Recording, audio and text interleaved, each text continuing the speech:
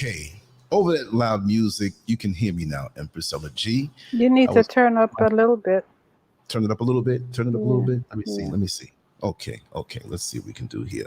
All right, I hear you perfect now. Yeah. Yeah. See, just a difference of 2 inches. 2 inches Hmm. can make a big difference. No comment. Anyway, exactly right. How are you doing tonight? I'm good. I'm good. How are I have you? to commend you.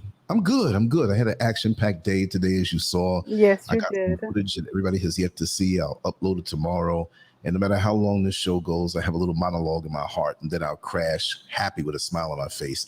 I love full days like this. I love having, stuff to do. And I just love activity. And I love racing the clock because I want to, not because I have to, but because I want to. That Right. adrenaline, like when I left out today. Actually, I was walking out the door right before the show started. That you ran, Mhm. and I was on Mhm. the phone.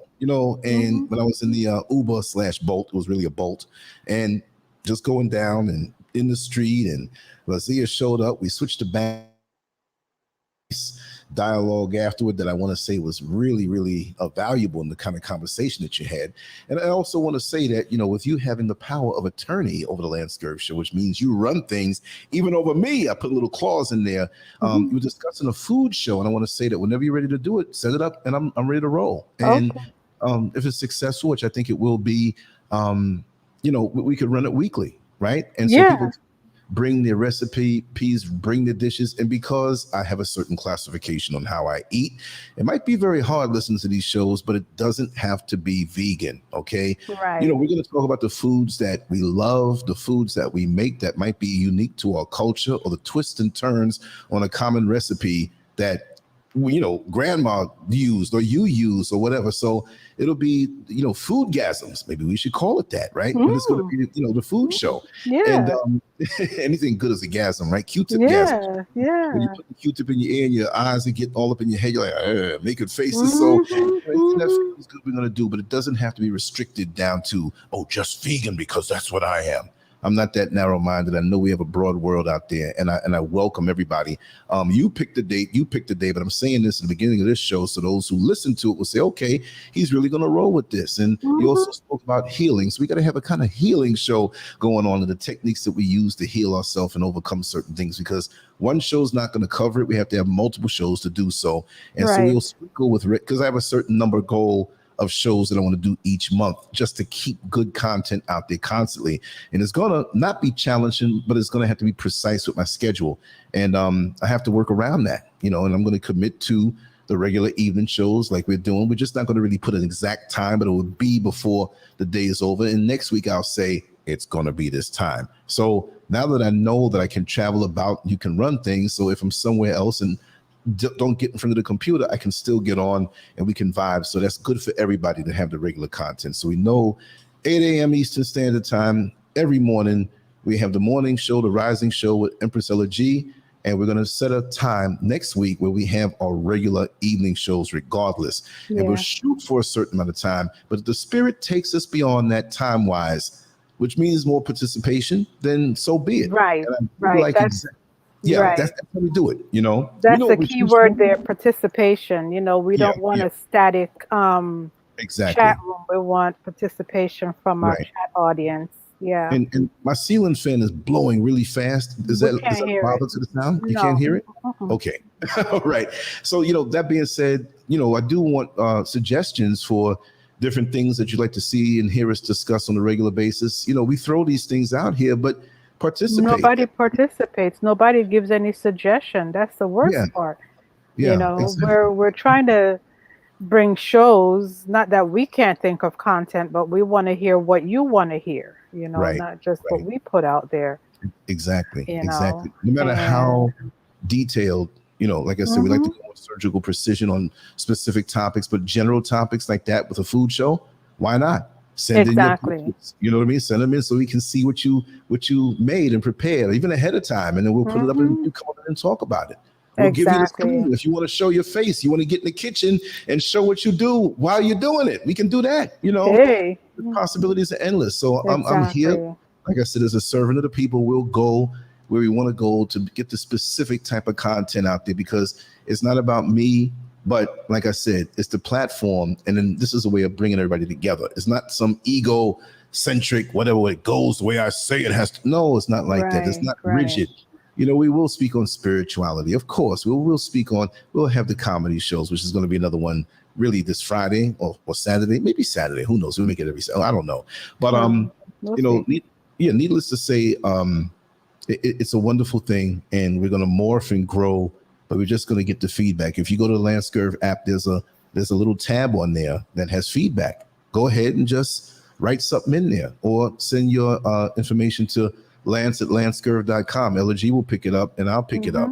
We have access to all of those emails like that. So that's the way it is. So, like I said, anything you want to say on it, or maybe I forgot something and should say? No, you said everything. I'm just gonna say hello to everyone because you know how Let me mute that. myself here while you do that. Okay, Not that I don't want to do it, but you do it better. You got that. Okay. All right. Hello, everyone. How are you doing? We're back. Hi, Synovia. How are you, hon? Did you have a good day? I hope you did.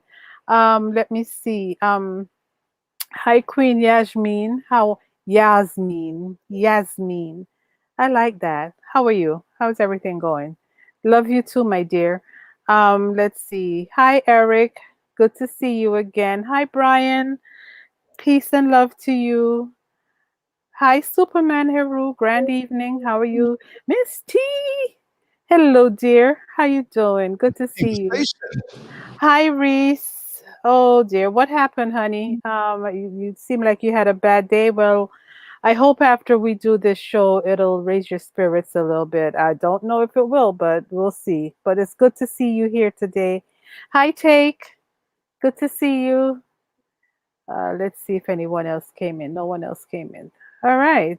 As soon as we start, there'll be 20 more people in there. You have to go back again and repeat the process, right? I know, but I don't know. People seem to be jumping in and jumping out. I'm looking at the numbers, and it's like you get 40, and it's like I see you're 38, and I raise you 42, and then I see you're 42, and I'm taking back 10. Oh my gosh. That's where YouTube plays with me. I get a lot of subscribers in about a week. The week is over, it's like 500 less, and they unsubscribe people. So everybody who's on the channel, make sure if you're here, check to see if you're still subscribed, because they're taking subscribers away. Yeah. Boatloads, like missing people. Well, we got missing subscribers here, and that's to keep you from the connection and everything like that. And just one thing I want to say again. Go ahead. Right. No, I'm talking to Reese. Well, sweetie, you're not stupid. If you're not feeling it, you're not feeling it.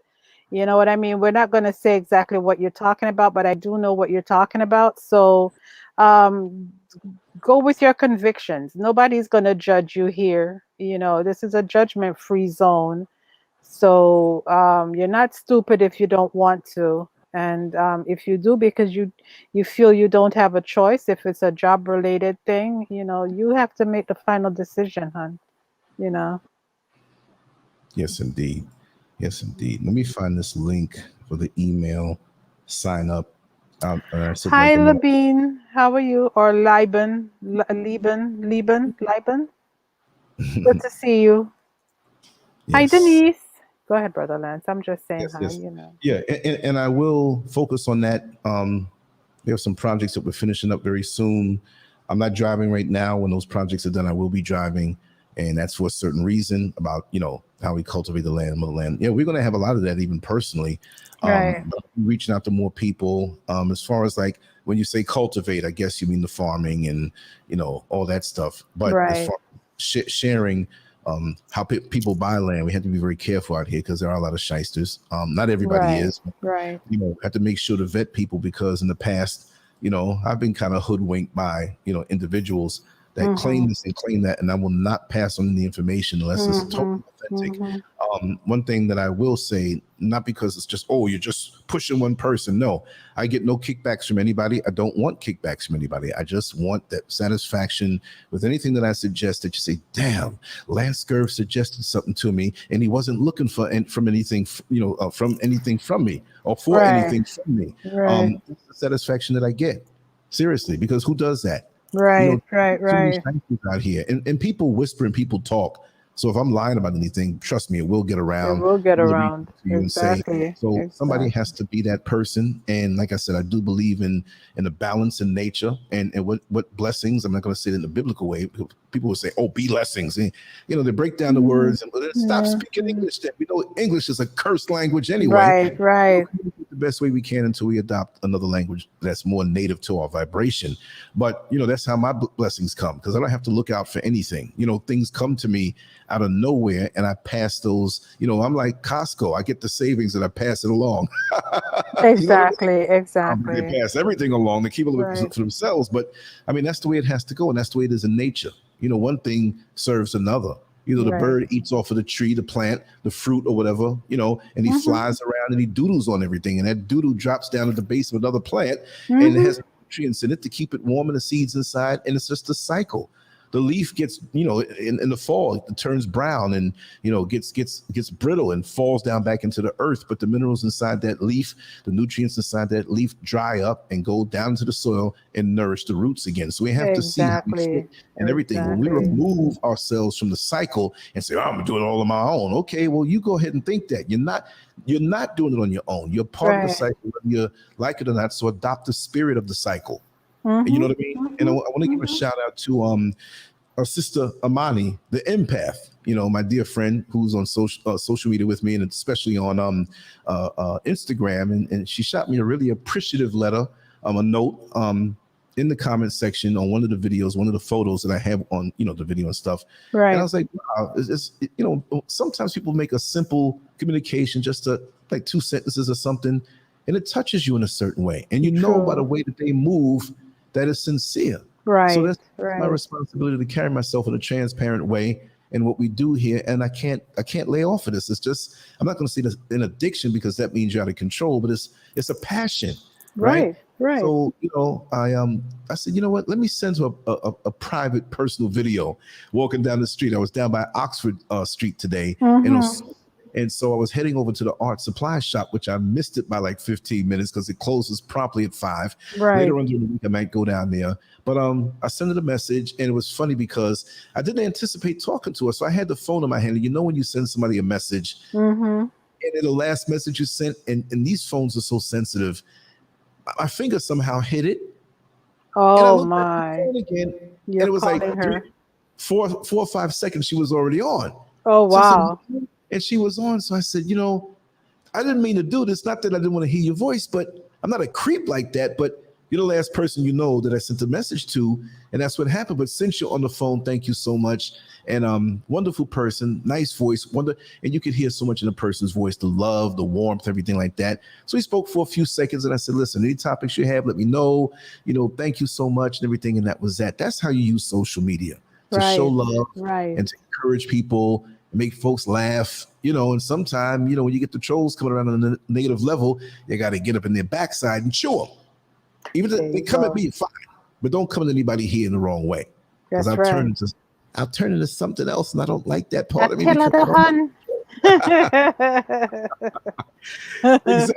Exactly. So, it is what it is, and we're going to read out of this book. Let me just say, well, hold on. Hey, Black Lion, because, we had a few people come in. Hello. We haven't seen you in a long time, so I'm actually saying hello to you since you have graced our chat room with your presence. How you doing? Good to see you. And I think a few other people. No, R. Bailey. Hello. How you doing? Good to see you. I think that's all that came in since then. Yes. Okay, Brother Lance. Yes, Zenobia, it's 12:04 according to my computer. Yeah. And soon to be 12:05. We wanted to do the show from like 11, and the time flew, and I said, well, 11:30. And so it was getting closer to 11:30, and I said, man, I got to make the banner for the show. 11:45. So we had to push it up there because, we're on Facebook right now, on Lance Scurv on Facebook, the like page, the business page, the fan page, and we're on the live there. Anybody who's on that, if you're on there and you start talking, I will see it if you chat something in, but everybody else on YouTube won't see it. So for those who hear this after, always when you see it on Facebook, you can stay there if you want and like it and everything, but come on over to YouTube, Lance Scurv, where you see the most. And there's a Lance Scurvin page and a Scurv Media page. There are people there too, not now, or maybe they are, but this is the main one. I'm dropping a link right now before we get in everything. Again, sign up for the email updates. If you haven't, just drop your email. You don't have to put your name. You could, or whatever name you want to put in, but make sure to sign up every Monday, early Monday, which we're going to change it to Sunday evening. So it's like, I'm down, and you're going to get everything that we had from the week prior as far as shows are concerned. They'll be all in one. I'm having a malfunction that won't affect you, but it shows 2 banners for each show, 2 of the same. I'm like, how does that happen? So I'm going to have to get my my cyber shaman.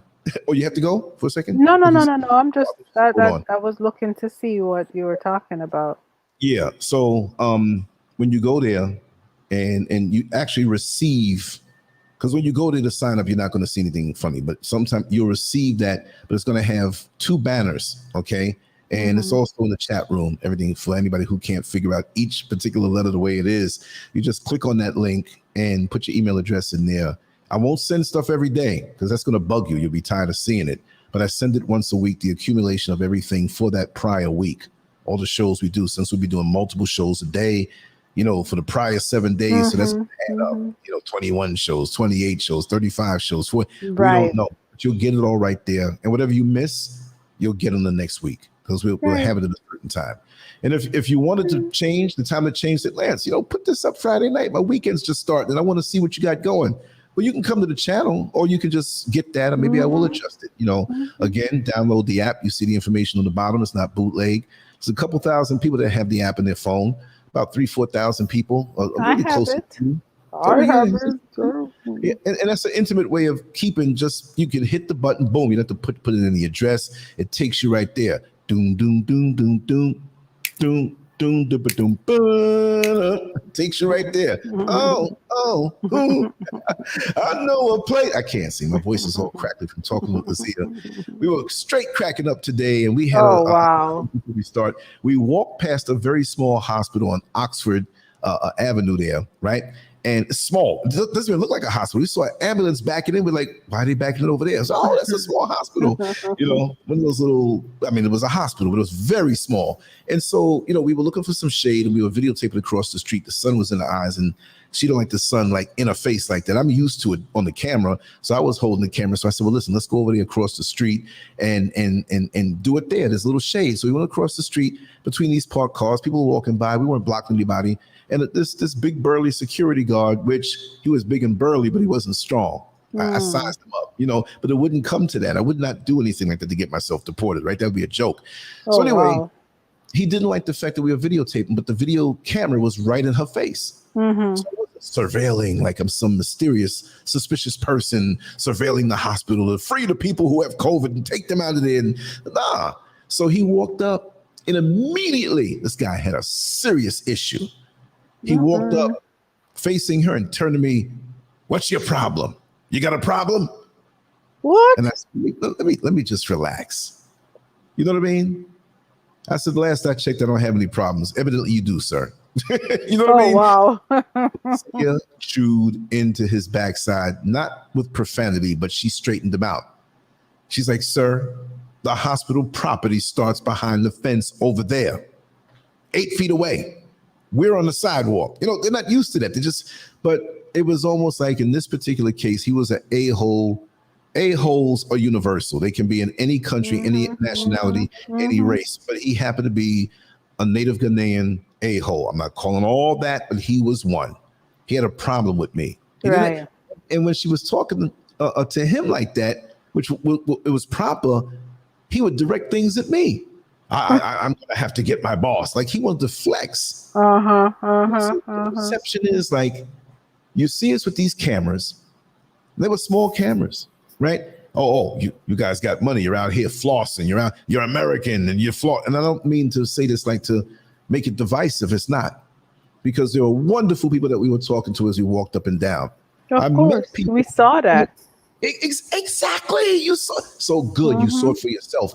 And we're going to do that a couple times a week where we get on the show, even if it's a show that's not the morning show, but I say, you know what? I'm going to take a run out. Any run out I take, and it's in a nice populated area that you can see something, well, we'll get on. You'll run it and I'll take the camera and we'll talk and make you see everything nice and clear. And I'll make a smaller banner where it's small around the edges so you can see more screen. Okay. Right. So, that one had blocked everything up a little bit because it had our We faces had on. a good time this morning, I have to tell you. Oh, yeah. Yeah. You know, post Sir Lance leaving the show. Exactly. I'm not the show. I mean, it's just got my name on this. That's the address. We had a ball. We had a good time. Now, I just want to say thanks to everyone that came in and just vibed with me this morning. It was really nice, and I appreciate it. I listened to a little bit of it. It was beautiful, and y'all got to do that more often. Just because Yeah. I'm going to do something doesn't mean you can't continue on. You know what I mean? True. So that's a wonderful thing. But we will do the food show before the next 7 days. We'll sit down tonight and decide. We'll promote it. We're doing this not as a one-time thing, but as a pilot. So we see how it goes. How it goes, and then, yeah. And then we'll maybe do it another week.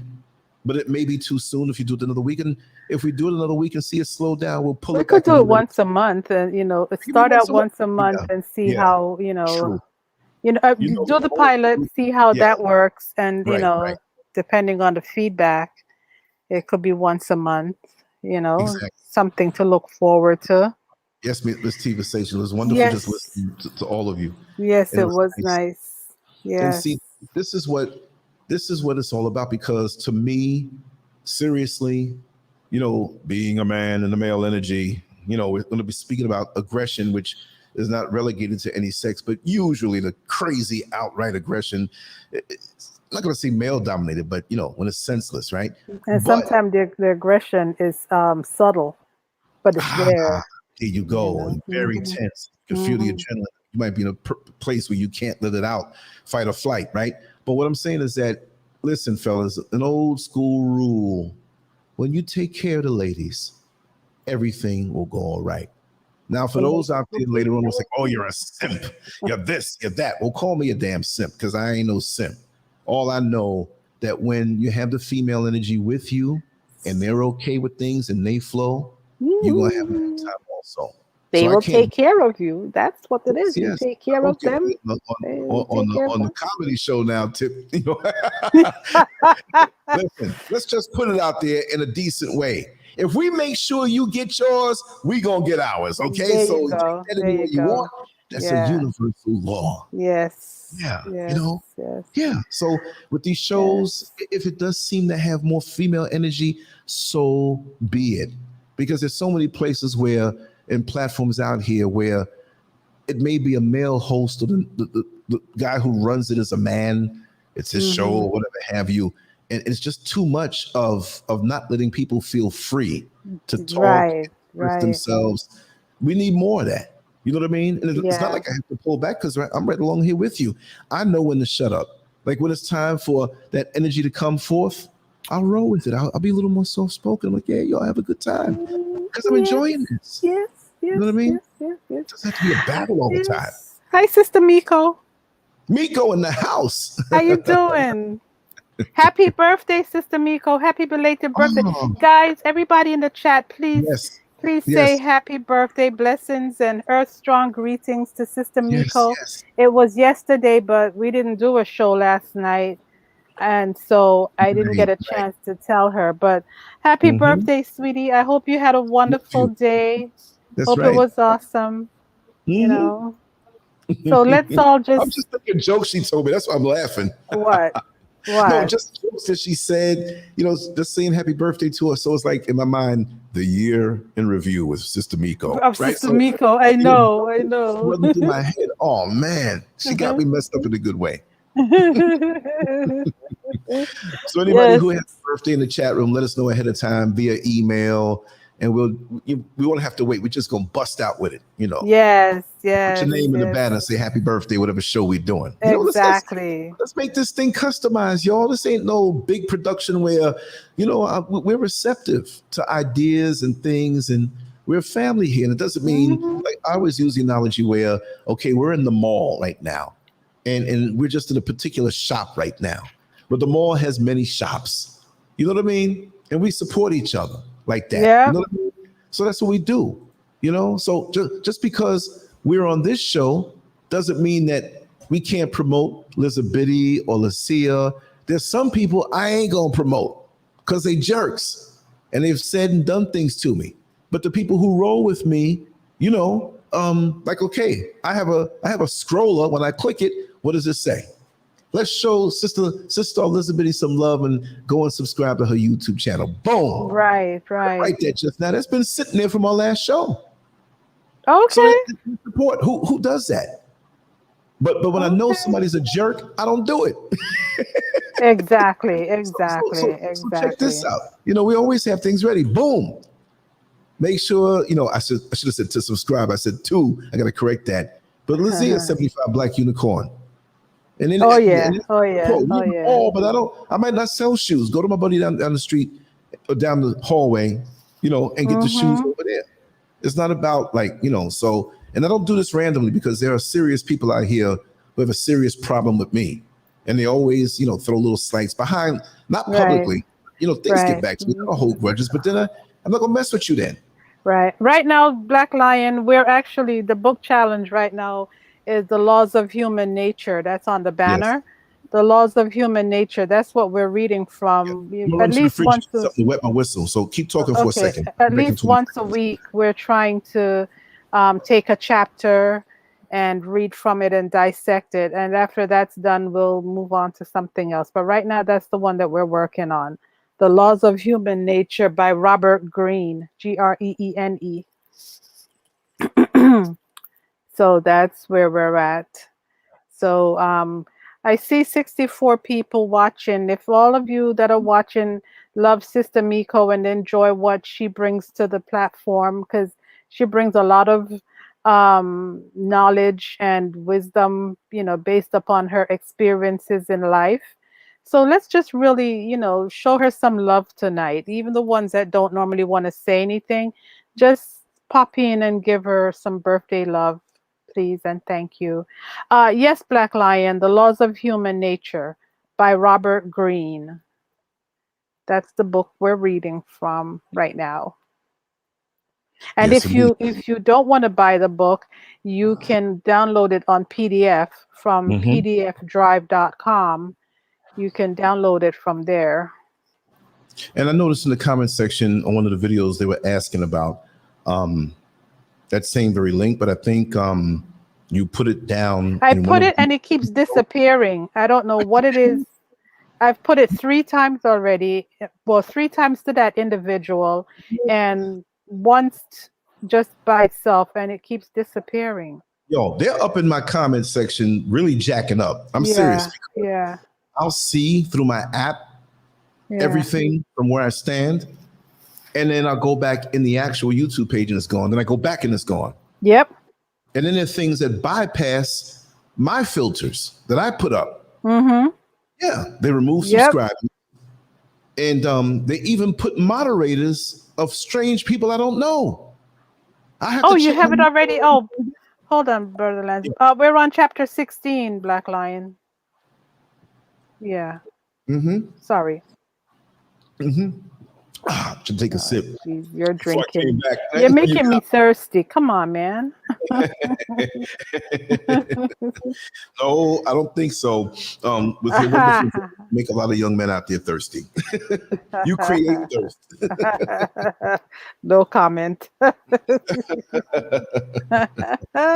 No way. Anyway, God, no comment. So we'll start whenever you're ready. I'm ready. Yeah. I know that with this particular book, let me put it around so you can always hear me, because the way I hold my mouth in front of this microphone sometimes that's much better. And Black Lion, we're not really going to be reading the entire chapter. We read the Laws of Aggression, and then we go to Keys to Human Nature, which you're going to find for this one is going to be on page 491. So once we read this little italicized part of it, then we're going to go to page 491. You're so intelligent. When was the last time anybody here heard somebody say italicized? I'm sorry. No, I'm just saying, it's refreshing to hear, even though we know about the language. Stop. No, I'm telling you. Stop. One day I was speaking and I said something about the pinnacle. And the young lady, she said, like who says that? Okay, so we're gonna start reading. We do all kind of Oh things. God, I know. We don't What are stop. you drinking? Somebody wants to know, what are you drinking? One of my weaknesses, it's called a little sweet Chocolate Rasta malt. Choco Malt. Mm, Right? I want to taste that. Oh, it's good. It's good. I can't go too much on it because I watch my sugar intake. Not that I'm diabetic, but we all watch our sugar intake, right? And I find maybe a little picture, maybe Google it or whatever, and put it up online, or maybe I'll put it up on Instagram in a little while and let you see what it looks like. They probably even sell this brand other places. They don't sell it anywhere except Ghana. I think it's made there. As a matter of Yeah, fact, I believe it's made there. Yeah, when I was Let me looking. see. Let me see. This is one of my little sinful pleasures.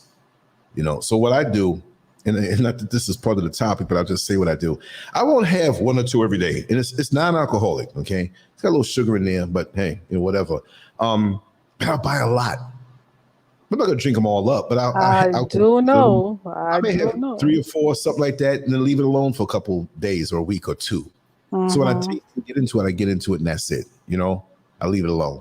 So that's how Melissa, thank you. Oh my goodness, come on, come on. Yeah, no, it's the truth. Yeah, this is one of my masks. I just told Lance this is one of. Do not let it fall off. This is one of my many masks that I wear. If it fell off, we'd see the same exact person. Any mask you wear is transparent. Oh God! But so it's nothing different, and it's just getting closer to the core. So what we see might be even sweeter. Oh my God! Time to start reading, Brother Lance. Time to start reading. So you throwing no charm on me. No. You have every right to be souped up. Just like all of our sisters here, the things they say and the things that come out through communication. I'm just blessed over here. Even our brothers, we're exceptional group of people. And I have to thank everybody here for being. We are. Everybody here. Yes, we're not just a chat room entity, Right. It's a thing where it's collective, whether you're on every show or every other show or sailing once a month, like I said, we do this several times a day. So any informants or agents, we're gonna have to make them work. Oh yeah. I guess Miko must have stepped away because I know she's probably at work. So she must have come in and said hi and stepped away. But you know what? We'll still just show her love throughout the chat, guys. The whole show, just show her love. That's right. Okay, Brother Lance. All right. I know it's getting late for you, so let's. No, I'm good. I'm happy. I'm home. I'm relaxed, and everything is right on target. Had a wonderful day today, and this is a perfect way to end it. Not to end it, but just to retire. Please. Exactly. You have to start watching your words. Yeah. But you know what though? The feeling behind it, the intent behind it. Yes, words are powerful. Oh gosh. Knows what you mean, really and truly. When you keep saying things over and over and you walk around defeated, that's one thing. But anything I say it's got a positive swag to it. Right. Listen, go ahead, Brother Lance. Read until I come back, okay? Okay. I'll be right back. What's the next page where everything else is? What you said, 491? Oh, she done hung up on me, but I know what it is. It's 491. No, 491. I'm sorry. I was about to take out my earphones. I was like, you're all quicksilver with it, like the Flash. What's going on? All right. Anyway, I'm going to read that now. Okay. Like I said, forgive me for any verbal typos because it's the first time reading it. I understand the concept. I breezed over the whole book, but that's me just breezing over it. So anyway, see the hostility behind the friendly facade. Let me tell you something. Even before we get into this bad boy, look at that. 7 words that's so deep. See the hostility behind the friendly facade. I love that. Because that's so profound right there. The friendly facade, but you can see hostility behind it. Because even before we get to reading, I'm just saying I can see layers and layers and layers of hostility, and they're gritting and buried it because behind that friendly facade. That is so true. But anyway, let me dim this light. I got too much light going on. On the surface, the people around you appear so polite and civilized. But beneath the mask, they are all inevitably dealing with frustrations, They have a need to influence people to gain power over circumstances. Feeling blocked in their endeavors, they often try to assert themselves in manipulative ways that catch you by surprise. And then there are those whose need for power and impatience to obtain it are greater than others. They turn particularly aggressive, getting their way by intimidating people, by being relentless and willing to do almost anything. You must transform yourself into a superior observer of people's unsatisfied, aggressive desires. Paying extra attention to the chronic aggressors and the passive aggressive. Let me just say, those little buggers you got to watch out for. The passive aggressors in our midst. You must recognize the signs, the past patterns of behavior, the obsessive need to control everything in their environment that indicate the dangerous types. They depend on making you emotional, afraid, angry, and unable to think straight. Do not give them this power. When it comes to your own aggressive energy, learn to tame and channel it for productive purposes. Standing up for yourself, attacking problems with relentless energy, and realizing great ambitions. That was a sweet paragraph. Let me turn to the other pages where we're going to continue on from it. I have to say, we have to put things like this in our mind. We have to fortify. I mean, the title right there was sweet. And when you understood and comprehend, because anybody can read, but can you comprehend? How many people in school have been next to a student, like elementary school, and everybody gets up to read, and at the end of it, they say, okay, do you understand what it is that you read? And they say, yeah. Okay, put the book down and tell me what it is that you understood from those paragraphs that you read. And this is what you hear a lot of time. Huh? Huh? Like, I don't know what I read. So we got to comprehend, and it's no problem going back over it again and again and again, or talking slower and absorbing every morsel. Because like I said, sometimes we go too fast, and it's like a skimming rock over the water of a lake. You know, when you take a rock and you skim it, you say, I can get more than 4 little bounces off the water, and you try for 4 or 5. Well, take your time. Let it have you fall into the waters of understanding instead of skimming over it and getting nothing from it. Do you go to a restaurant and sit down and take one bite and get up and leave? No, you sit there and you absorb the whole meal. And like I said, we're shooting from the hip, and I'm going to get into this next part. Okay, let me see how long this is. This is wonderful. Oh God, this is going to be good. Keys to human nature, as far as see the hostility behind the friendly facade. We like to think of ourselves as relatively peaceful and agreeable members of society. We are social animals to the core, and we need to convince ourselves that we are loyal to and cooperative with the communities we belong to. But on occasion, all of us have acted in ways that go against this self-opinion. Perhaps it came in a moment when we felt that our job security was threatened, or that someone was blocking our career advancement. Or perhaps we believed we were not getting the attention and recognition that we deserved for our work.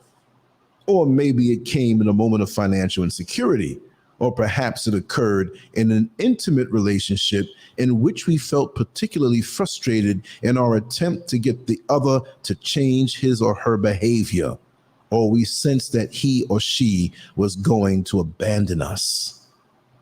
Out of frustration, anger, insecurity, fear, or impatience, we suddenly found ourselves becoming unusually assertive. We did something a bit extreme to hold on to our job. We tried to push a colleague out of our way. We reached for some dubious scheme to secure easy and fast money. We went too far in trying to get attention. We turned belligerent and controlling with our partner. We became vindictive and attacked someone on social media. Oh, I get that every day. Probably getting it now. Check my email. In such moments, we crossed the line and became aggressive. Most often, when we act this way, we rationalize our behavior to ourselves and to others. We had no choice. We felt threatened. We were being treated unfairly. People were being unresponsive and harming us. We did not start it. In this way, we were able to maintain our self-opinion as the peaceful creatures we imagine ourselves to be. Excuse me, I'm back. Sure. Oh, I heard you. I had to belch. You had to verbally fall. We understand. We do it all day, right? Although we will rarely notice this, we can also observe a subtler example of our aggressive tendencies coming to the fore. When we face intimidating types who are more aggressive than we often find ourselves acting more submissive than usual and maybe a bit sycophantic if they have power. Ooh. When we face people clearly weaker and meeker than us, often the lion in us unconsciously emerges. So true. I'm saying things. You're right with me here. You're comprehending words. Perhaps we decide to help them, but mixed in with this is a feeling of contempt and superiority. We become aggressive in trying to help them, ordering their life, being forceful with our advice. Or if we have little sympathy for them, we might feel compelled to use them in some way for our own purposes. Maybe push them around. Right. All of this occurs unconsciously. We generally do not experience this as aggressiveness, but nonetheless, as we compare our inner strength with others, we cannot help but lower and raise our aggression level. We can notice this split between what we think of ourselves and how we actually act at times in the behavior of our friends, colleagues, and those in the news. In our workplace, inevitably, certain people push their way forward and grab more power. Perhaps they take credit for our work or steal our ideas or push us off a project or ally themselves rather vigorously with those in power. We can see on social media the delight people take in feeling outraged, in attacking and bringing down others. We can see the energy with which the press exposes the slightest flaw in those in power and the feeding frenzy that ensues. We can observe the rampant violence in our films and games, all masquerading as entertainment. And all the while, nobody admits to being aggressive. In fact, more than ever, people seem so modest and progressive. The split is profound. Yes, What this means is the following. All of us understand that humans have been capable of much violence and aggression in the past and in the present. We know that out there in the world, there are sinister criminals, greedy and unscrupulous business people, belligerent negotiators, and sexual aggressors. But we create a sharp dividing line between those examples and us.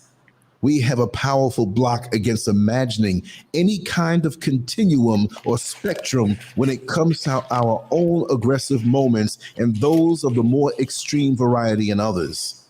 We, in fact, define the word to describe the stronger manifestations of aggression, excluding ourselves. It is always the other who is belligerent, who starts things, who is aggressive.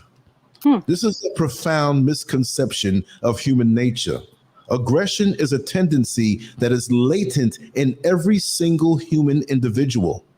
It is a tendency wired into our species.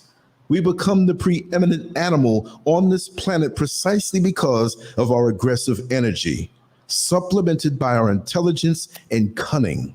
Wow. We cannot separate this aggressiveness from the way we attack problems, alter the environment to make our lives easier, fight injustice, or create anything on a large scale. The Latin root word aggression means to step forward, and we assert ourselves in this world and try to create or change anything. We are tapping into this energy. Aggression can serve positive purposes. At the same time, under certain circumstances, this energy can push us into antisocial behavior, into grabbing too much or pushing people around. These positive and negative aspects are two sides of the same coin. And although some individuals are clearly more aggressive than others, all of us are capable and we are all on the spectrum. Being unaware of our true nature causes us many problems. We can turn aggressive in a negative sense without realizing what is happening and then pay the consequences for going too far. For real. Or feeling uncomfortable with our own assertive impulses and knowing the trouble they can stir. We might try to repress our aggressiveness and appear to be paragons of humility and goodness, only to become more passive aggressive in our behavior. Yep.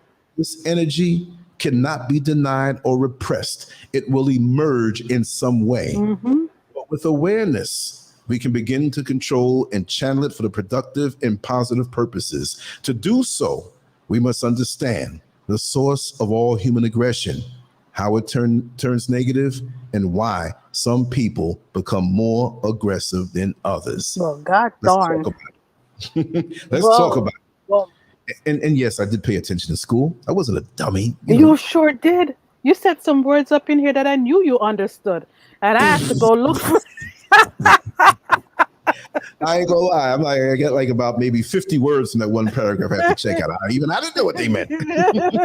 Sycophant? Oh, who is psycho? God, or sycophant? Don't make me spit up this moment. Sycophant, whatever. Sycophant, right? You know, I was a nerd when I was younger, right? I know, you told me.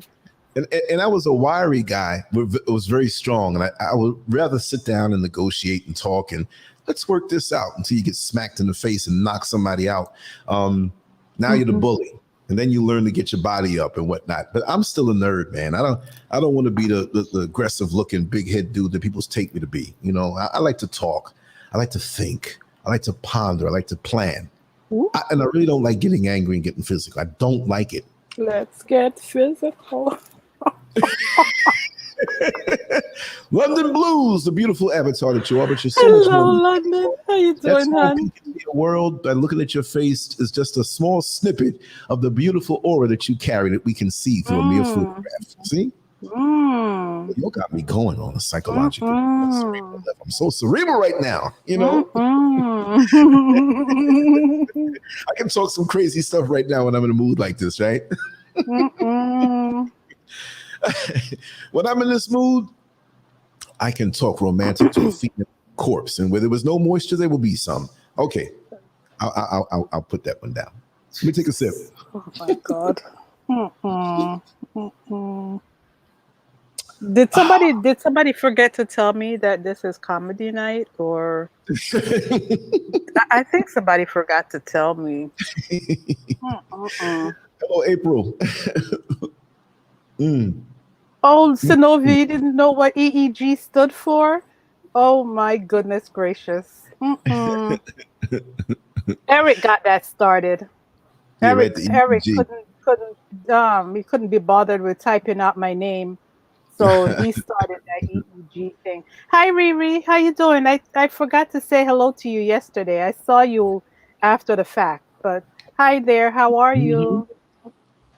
Yeah. It's a righteous, intellectual, peace-loving cyber gang. Yo, I'm down with the EEG. You got a problem with that? I gotta draw you the same face that's right there. Put a little bandana on, some dark glasses, like a gangbanger. Hey, Are you I down can with be the a EEG? gangster. Oh, I know you can. No. Sun Kiss Felicia Edwards. Welcome Hello, home. darling. How are you? And Tina White. Indigo King. Yeah. No, but seriously, with this particular Hey, Landon Price. I'm sorry, Landon. It's Miko's birthday. So y'all that are coming in late, it was Miko's birthday yesterday. So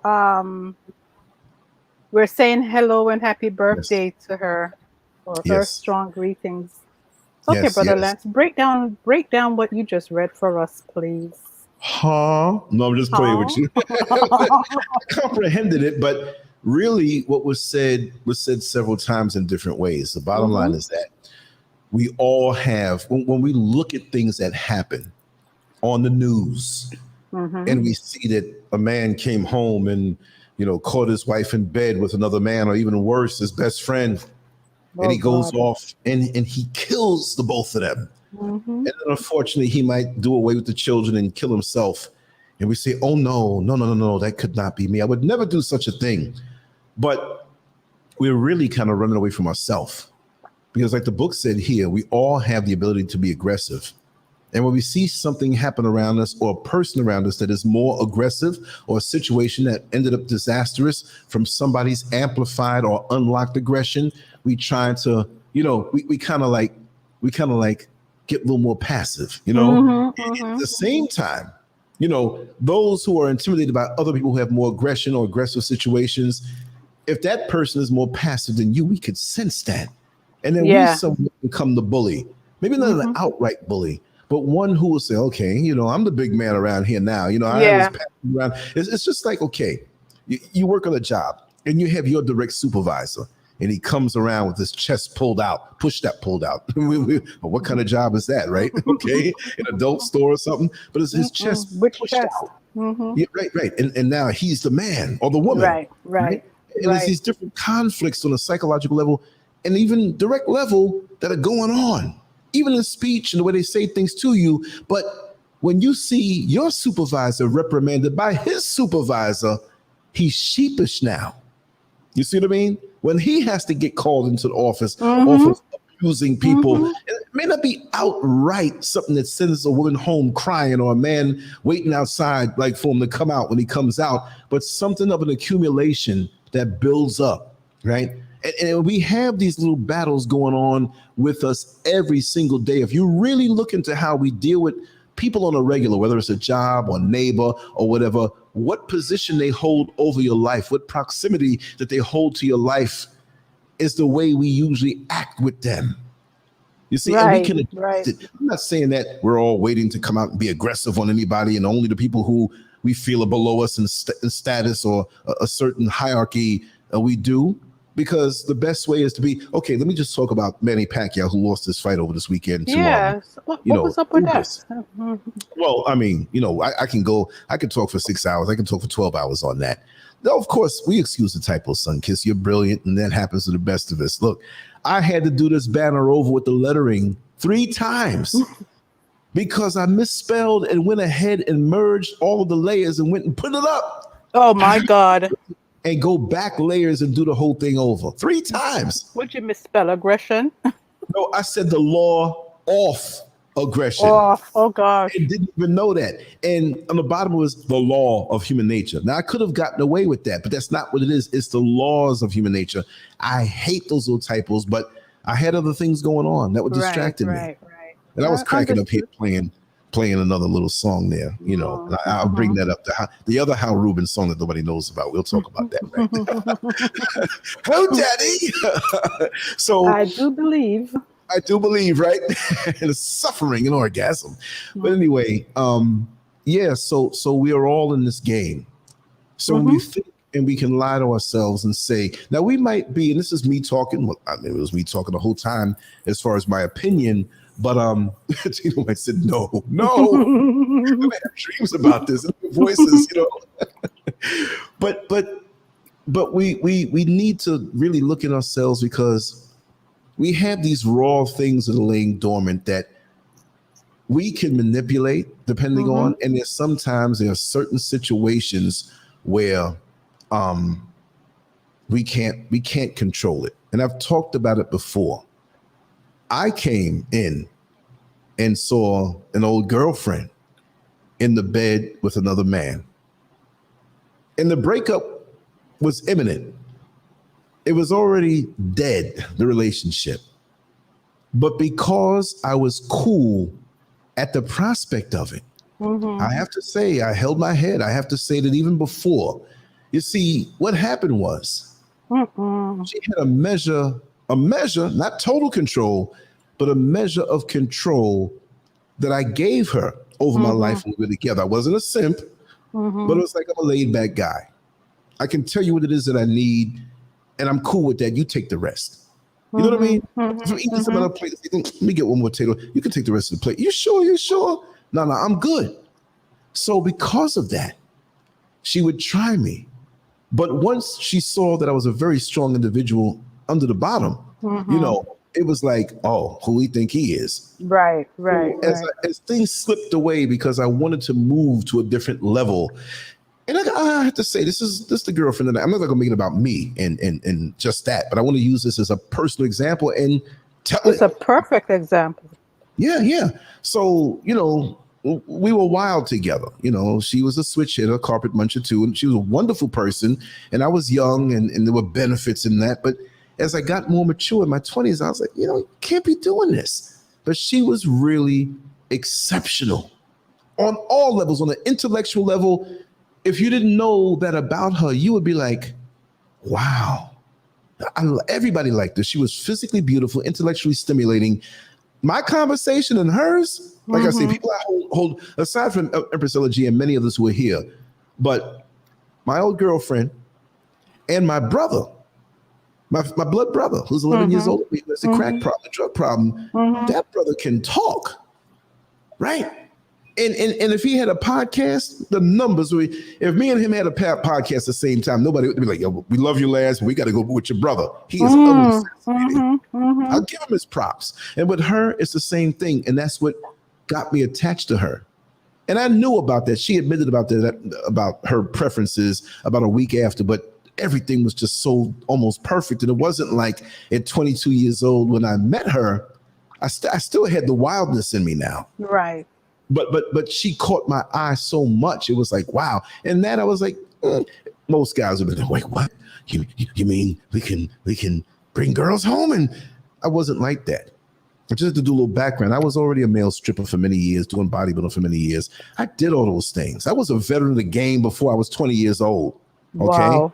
So when I met her, it was like, nah, you okay? We'll work that part of it out. But I was really not caught up or whipped. But aside from that, in a perfect world, that would have been so perfect. And like when we were talking today earlier, and you said, Lance, you really did love her, didn't you? I really did. But there were certain dynamics of aggression and passiveness in that relationship that there was a struggle long and many years before I realized. Right. Years, okay? So it was much more to it than the kinky stuff. Right? And I could explain that in another show, all those dynamics. And, well, Lance, you would be with somebody like that? That was not what it was for me. That was like, okay. And I enjoyed that aspect of it as a young man, exploring fantasies and the actual physical things. And I will say this, I'm not trying to turn it into a sex show. When you do those things as a man, regularly, where they're 3 and 4 or 5 days out the week when you have somebody else around you overnight, there are things that you can do on a physical level and that you just can't do on a one-on-one level. Right. And most men who do that 1 or 2 times, man, I couldn't believe, you can't believe you're there, you can't feel anything. But you're talking about 8 years of stuff. I got to know those nether pleasures very well. And I had no problem moving away from it because it didn't stick with me. I said, okay, you want to do this? We'll do this tonight. Okay. And I had to say that to say what the issues were. It was that. I didn't want to do that no more. I had friends like, man, you got the life, man. You mean, no, man. I got to move away from that. Right. And she was mad because of that, because as a woman and as a person, when she was more a lesbian than a straight woman. But I was the man that she got into, and it was like she used me a little bit because I was her shield. I was her cover. I was her beard. You see what I mean? So when I wanted to move on from that, she couldn't find nobody who was cool like me like that. Now, men would do stuff or whatever. But not, so, yeah. So exactly. So to show me how much value she had, when she put so much value on sex, you ain't blowing my mind unless there's an emotional, committed element or something more about you. Unless I open that door and say, I'm going to open up this way. You ain't going to just get me like some horny dude who's thinking porn away. That's not a life. Right. Okay. And that's why I understand sexuality so much. But at this point for me, I had to move on. And so she was trying to show me trying to get me more involved in things. And I slipped and got into things. But then when she knew for sure she was going to try to hurt me because there's been no other man. And so I come in and this guy's on time. I knew who it was, not a friend, but not the inner circle, but, somebody that I knew, and it wasn't my friend, it wasn't her friend, but somebody we knew just from a distance. So he was going to be the prop. Mm-hmm. So I'm going to tell you what I saw. I saw her legs wide open and I saw a homeboy on top of her. Mm-hmm. And homeboy, I don't know, man. He probably hit certain spots I never could touch. Homeboy, I mean, God, dog, I saw it all. I'm very secure in who I am, and I say things as they are. I'm not trying to be up there, the TheLanceScurvShow, and I'm so cool and I'm so mighty or whatever have you. But I'm proud of myself how I handled that moment, right? Because I saw about 5 good pumps. And while she was on her back, she was looking at me with the most vindictive face like, yeah, nigga, take this. I know this is going to destroy you. I know this is going to break you. I know this is going to be the turning point. And you got to see the value I have. She was basically a sex demon anyway, right? Right. That's what it was. Mm-hmm. And that's why she was introduced into my life so perfectly. To lure me into things, which I went for in a passive way. I didn't go, yeah, let's do this and let's do that. Mm-hmm. Sometimes I come home and see another woman in the bed, not even know she's there. Mm-hmm. And she'd get out of the bed. I don't even know. I'm hugging someone. Talk about that another time. But yeah. And she must have told him it was all right, because any other man in their right mind would get up and like, yo, I ain't gonna try to get caught up like that. Right. What did I say? I said, listen, because I took control of the moment. You ain't going to get me that way. And how I handled it blew her mind. And this is an example for other men out there who might find themselves in that situation where this was not just a physical thing. This was to try to kill me in my heart, destroy my mind, destroy every fiber of my being, and have me walking down the street with lint in my hair and a big ass afro that ain't been combed in 2 years. And right. And my sagging my pants with no underwear, and you see my ass crack out with 2 different sneakers that are worn out, and just what happened to him? Man, it was a woman who destroyed him. So I said, looks like you guys, this is exactly what I said. While I looked her right in the face, I said, boy, looks like you guys, look like you two are having a whole lot of fun. Listen, I'm going to take a walk out to the store. Is there anything that you need from the store? This is why I say personally, I have walked near the edge of madness, but at that moment I curtailed the aggression of what could have been, because I'm like any other man. I have that side of me. Yes. But you know what? You're not going to manipulate me into that. Right. Myself locked up for killing somebody that I'm justified in killing, or any aggression below that, but so that I'm locked up. And now you got your revenge on my life, because I knew what my father taught me about situations like that. And my mother taught me about women who would try to come at you that way. And there are a lot of brothers. And I'll say this, and I heard it before, but I said it before as I worked in jails and prisons and talked to different brothers. Usually, when a man is locked up, indirectly, and I'm not blaming women, but it's because of the improper woman that he's with, that he feels the pressure that he has to do something to get this money, or they catch in the same situation I was in, and they fall. But it's something to do with a woman who is not balanced or pulling him out of who he is. Just think of the men who find a woman who is a little fast, a little something, just not proper for him. He might be on a level of maturity and on the verge of going to the next level, but he's a man. And so he falls and goes victim to what she throws out. Now, I'm not painting all of our sisters like this. I'm saying those types. Right. And she ruins him, because now she uses that thing and the things that she can do against him to control him. Now he's passive to the sex, but will never admit that. So he'll tell himself in his mind that he loves her, but it ain't love. He just ain't never experienced nothing like that before. Right. It's about the persona of this type of woman. And this works the same way from men to women, men who manipulate women, men who use their aggressions and their powers, not just of sex, but it could be anything. He finds out in her life what she lacked, possibly as an example, with her father. So he becomes that. Exactly. You see, because you can get into any door, right? Locksmiths have this device that slowly goes into the lock, and it forms and shapes just like the key should be on the tumblers, locks in that position, and you push it and open up, and you can open it up. So these types of people find their way in your life if they think you're a sheep, and they can act a little aggressive on you. Even if you're aggressive to those who you think below you, they whip you with something. They give you something that they think that you need or you think you need.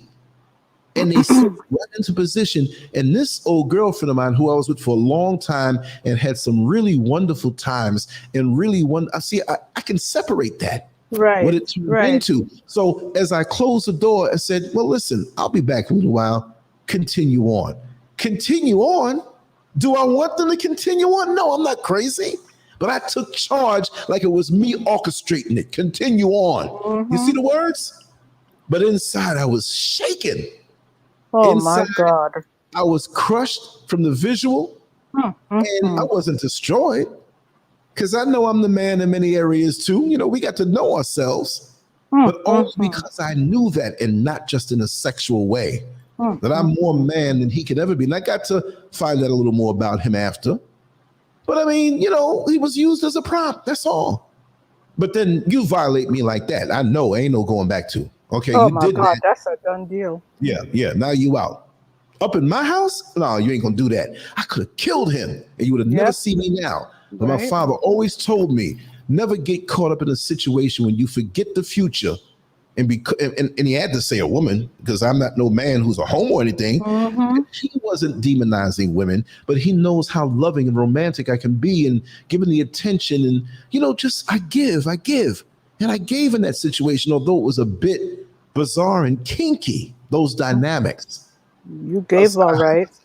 Of course. But I have to say that it was, aside from those things, again, I wasn't in torture now. Come on now. I wasn't in torture. Like, oh God, I got to do this. Except for the super duper. Yeah, the super duper. That kind of, that blew me. People, somebody text me and email me, what's a super duper? I want to stay on topic, y'all, but I might tell you. But anyway, I got in the car and didn't know where I was driving. I was out of it, because I'm human, right? Of course you are. Let me just show of hands. How many brothers out here would admit something like that on a podcast, where right now there's 67 people, and eventually there'll be thousands listening to it afterward? Raise your hand. How many people would have handled it this way? None. You ain't gonna see no hand up in this chat.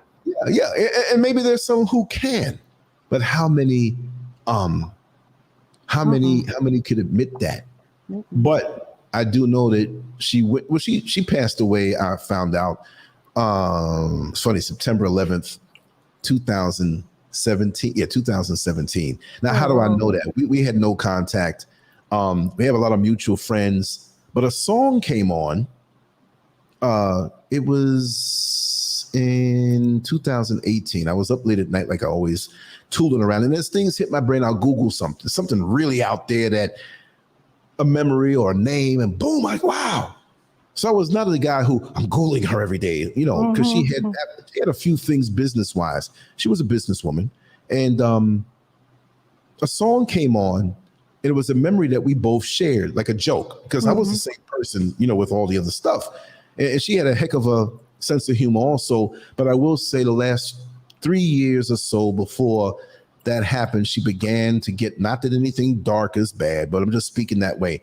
Her spirit darkened. It was going into other places. And she really went into places. I didn't know who this person was anymore. And we were still doing those things now, right? But it was bringing her into something else. I saw other things in her, and there were women that came around on the sexual level with the both of us, that when she would leave the room with her, and there was no problem if I was getting busy with whoever was there. That's just was. She can go to sleep and I'll be, the other, and she would say, listen, we're just really meeting, and I don't know how many times I'm going to come around, but I have to tell you that even though we're meeting this way in a very offbeat way, you're a nice guy. And I just have to say, whether you take this to heart or not, I have to talk about what I see. She's not into you. She's using you. Oh, wow. Yeah, I had about maybe 8 women tell me that. 8 different ones who were in that situation over a period of time. What? That hurts. Where'd he go? Brother Lance?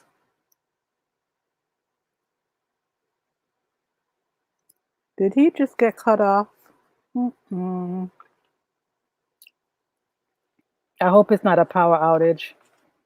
I don't have no stories like that to tell anybody. But my life is not like that.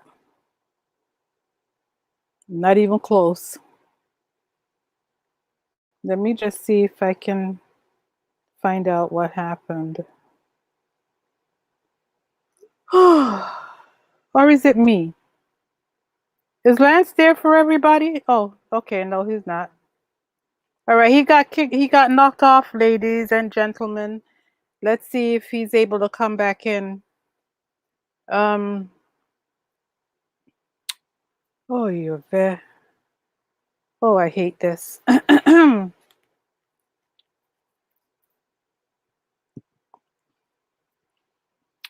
Oh dear. I'm sending him a text message just to see what's going on. Oh gosh. Maybe the story was too good. Hold on a second, guys.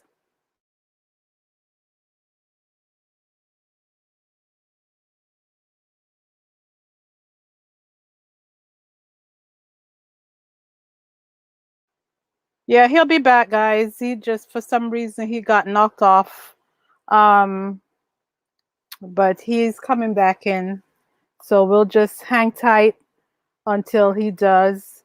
Yeah, Melissa, he's more than 150% transparent. I mean, you can't get no more transparent than that. You get any more transparent, he's going to tell you how he does things. And I mean, we don't want to hear that.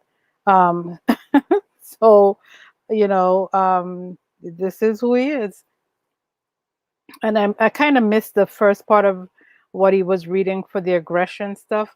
But what hit me was, the fact that the last piece that he said, where if we don't exercise our aggressions, in a righteous manner, if we try to suppress it or hold back, how it turns into a passive aggressive behavior.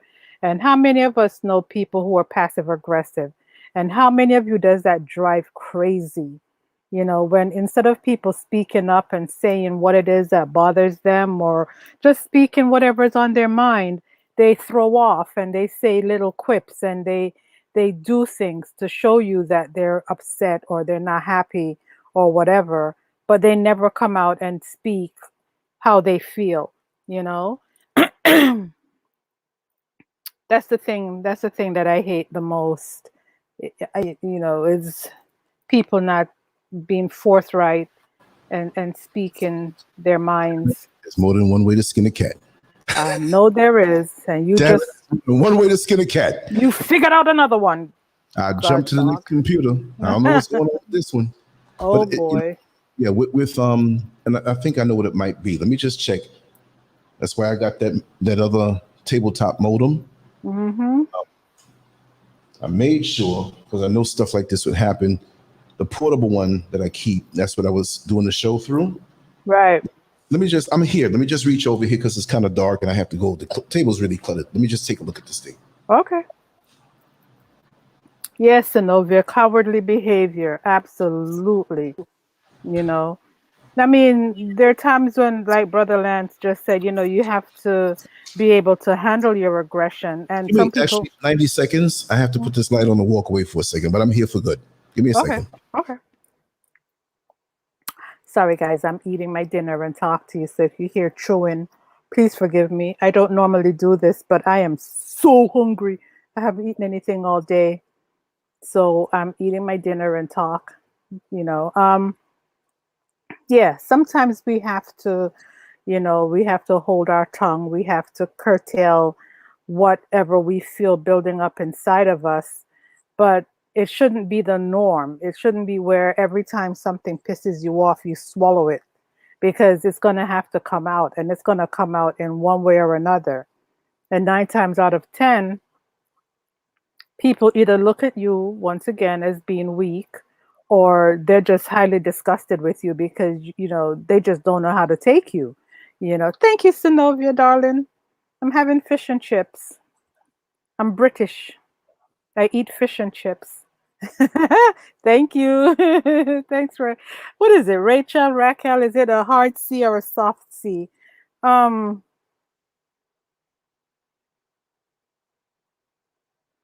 okay, Julia, can you explain that to me? Why would passive aggressive be a good thing?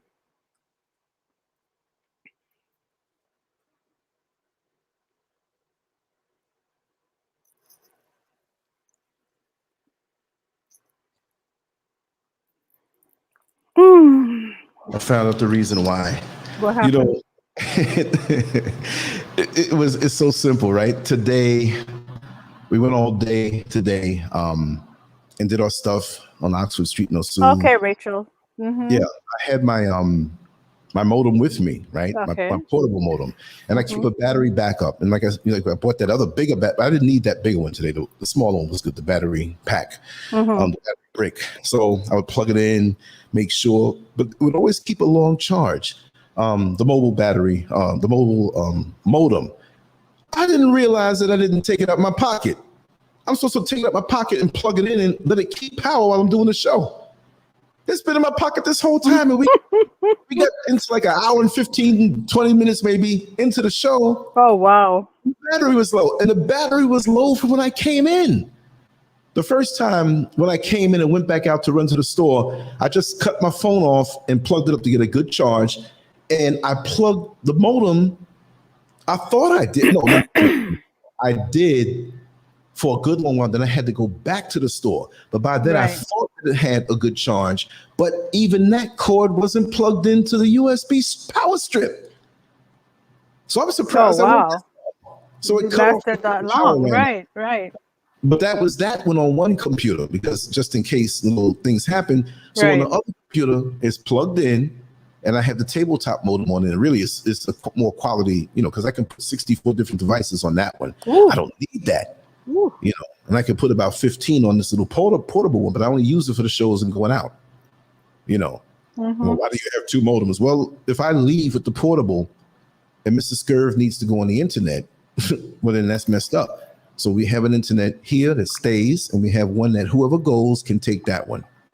And I forgot to take it out of my pocket. Well, I mean, I put it in, but Right. it wasn't charged when I put it back in when I called you on WhatsApp, because I need the modem to go through WhatsApp to use on my Right, phone, right. because I use that app. Crazy. But I just want to finish up on that Wait, particular. let me just answer Yeah, go Julia ahead. real quick, Mm-hmm.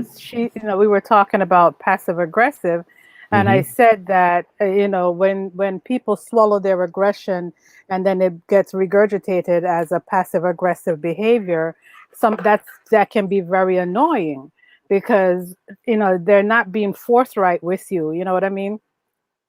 So she said that it can be good in some cases, and so she was saying, speaking from experience, whatever, people have tried to play mind games with her and she never gave into it. So me understanding passive aggressive, I don't think that how you handled yourself is a passive aggressive way. I think you handled yourself in a smart way. You're not allowing them to get under your skin. Right, Being right. passive aggressive are people who never show aggression, no matter what it is. They never come out and just speak their mind and and Yeah, and yeah, act a certain yeah, way. They swallow it, yeah, and then yeah. when it comes out, it's Mm-hmm. what would be a good example? When it comes out, it's like you and a friend, you're okay, you're cleaning up, Mm-hmm. and somebody else is supposed to do their part of the cleaning up, and they never do it. You don't say, hey, why won't you clean up your mess? Why don't you help it? You do the work, but then you're mumbling, or you say something that is like, oh, you mumble under your breath, or you do it but you're angry because you're having to do it, and then you express anger in an attitude, not speaking that you're angry, but you Right. have an attitude, Right. and nobody understands where the attitude is coming from because you won't say what it is that's upsetting you. Well, So yeah, yeah, yeah. So if we're speaking about the situation I explained that I went through, that was an aggression turned inward to keep me from doing what most people were doing. right. So I'm not trying to turn around the meaning of passive aggression. It may have looked passive from the Yours outside. wasn't passive aggressive. No, Right. not at But all. no, but I help. Look, I have a very bad temper.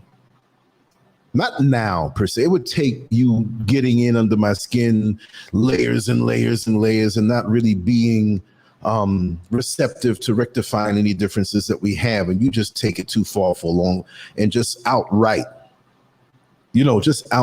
over a time. Right, I'm right. still trying to plead with you, but you're just ignoring me, Mm-hmm, mm-hmm. and you give me no choice, and you just really violate. But still, Right. with me in that situation, I knew we were heading towards something where she was going to try me to get back. Because let me tell you something.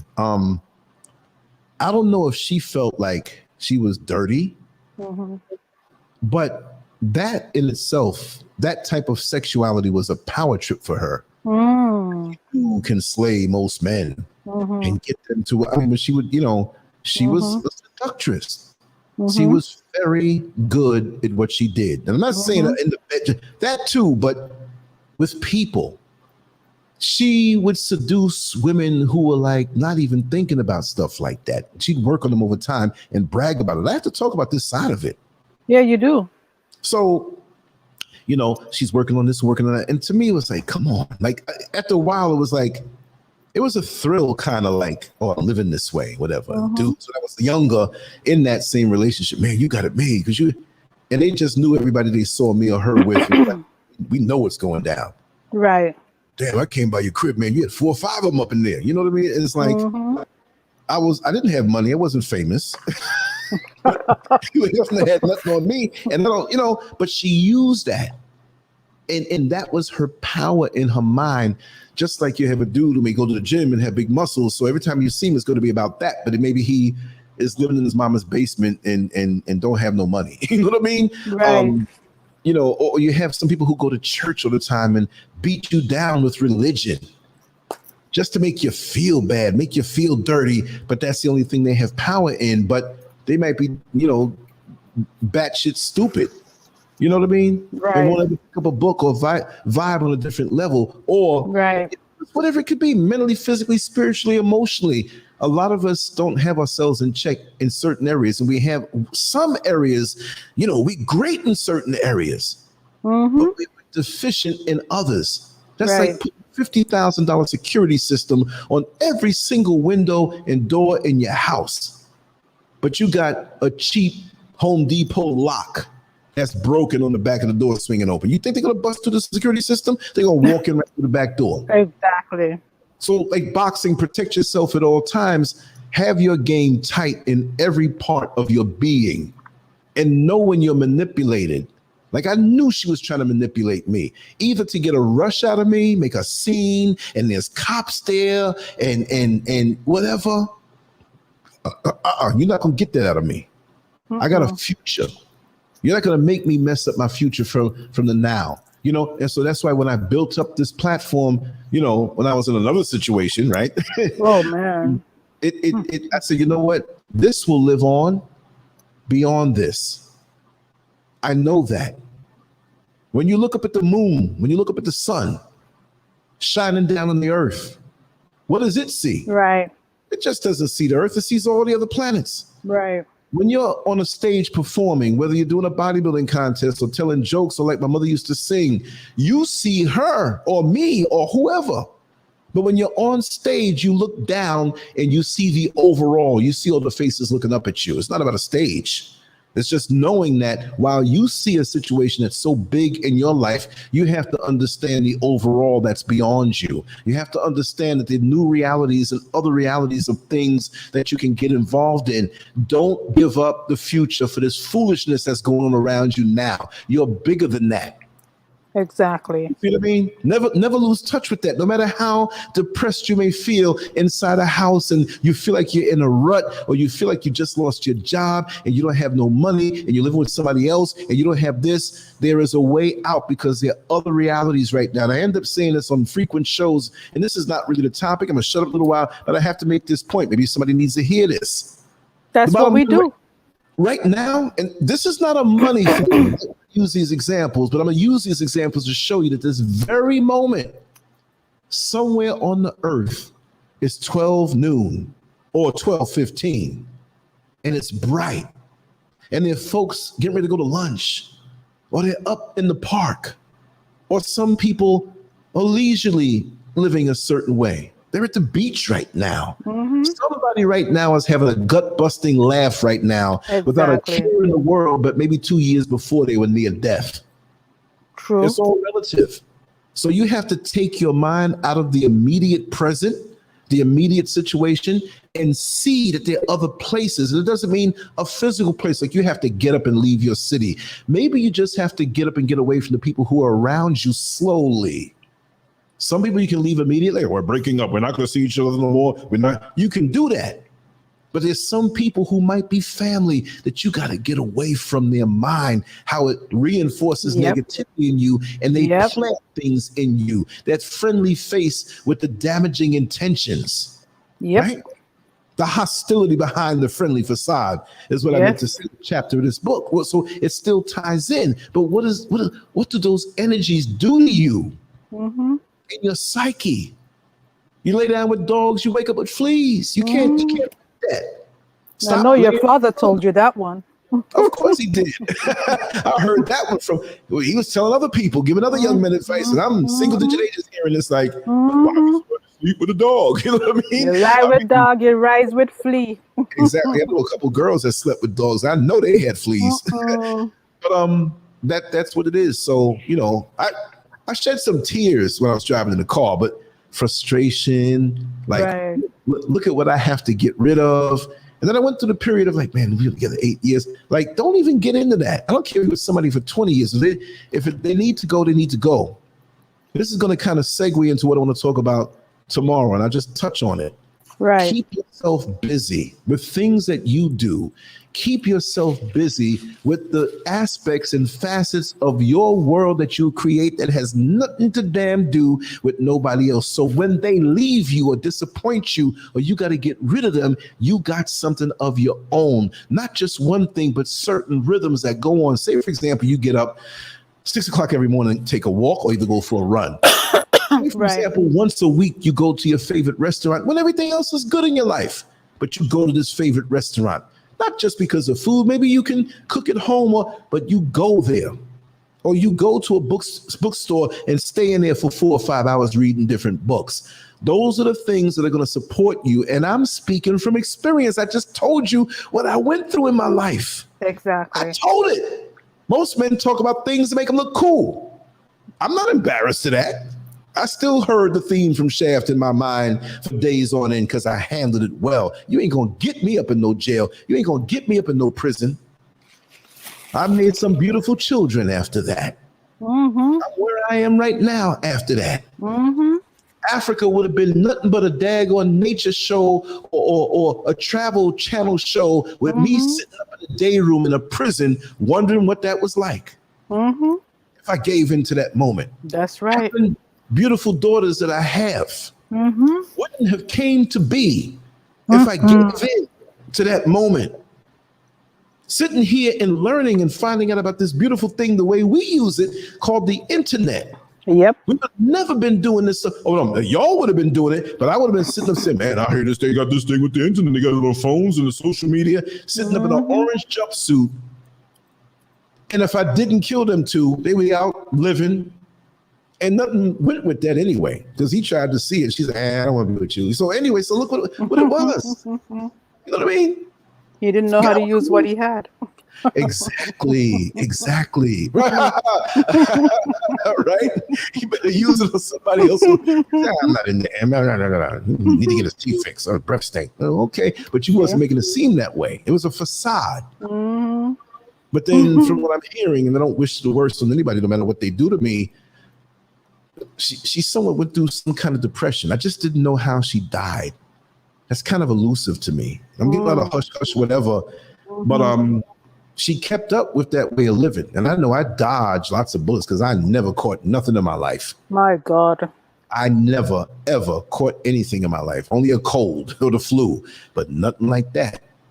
And I suspected it may be something because there was a dark spirit coming over her. And people were telling me certain things. And I don't want to say, well, there may be substances involved after a time, you know? Oh, really? Oh. Yeah. That's not confirmed, and I didn't even say their name, but people who know, like, damn, I think so. I think so. I really think so. And I had my reasons for thinking so. Not that they were doing that around me, but they had tried certain things younger in life. But I think that they were functional, healthy, went into another relationship years after that. But when I saw, I was going to say, and we'll go back to the book after this. The song came on, and I said, you know what? That reminds me of her. Punched the name in, like business registrations and property purchases were there online. Mm-hmm. But it said, the name and rest in peace. Oh God!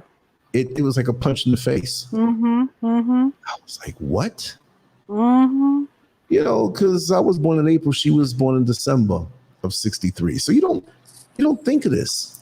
Right. And I clicked on it, and it wasn't a block page, but it was like a little, memorial page. Right.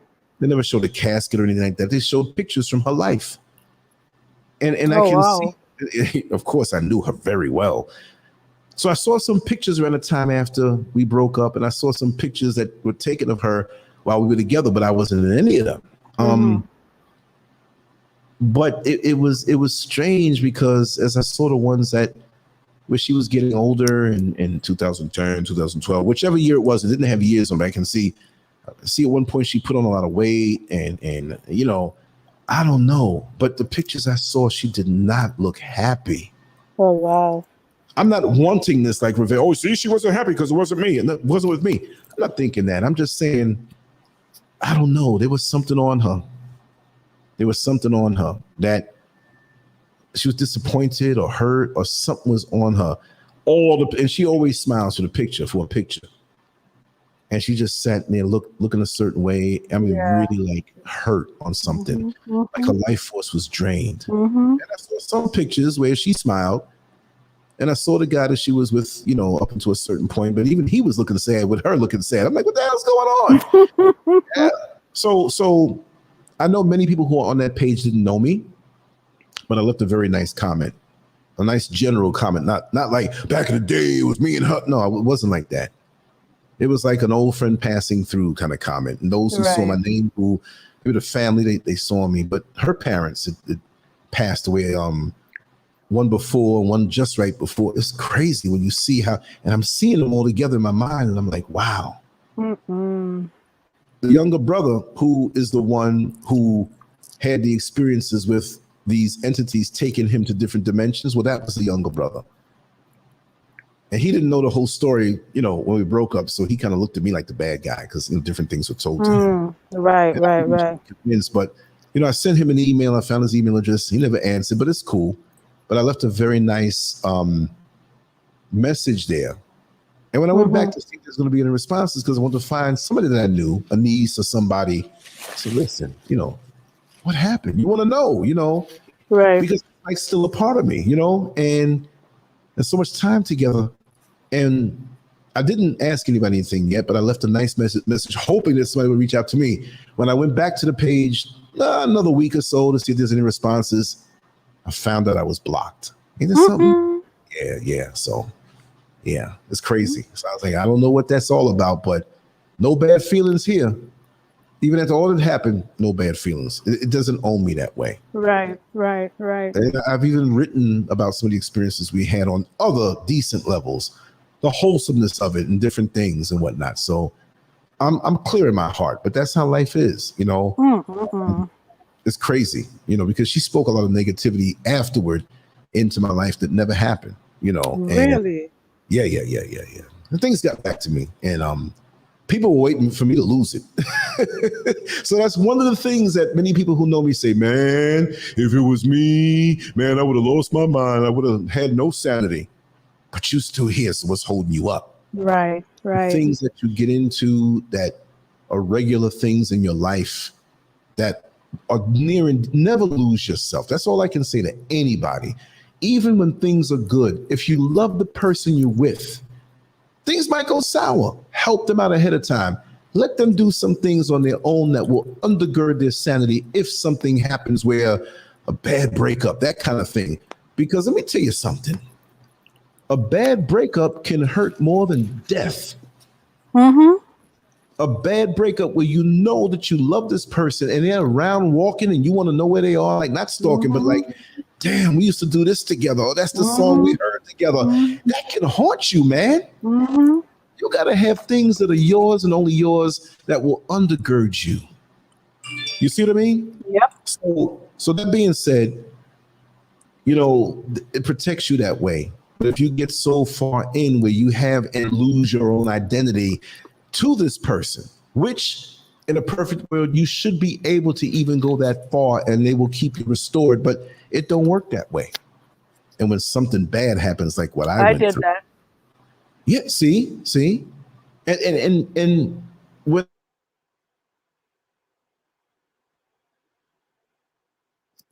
What happened now?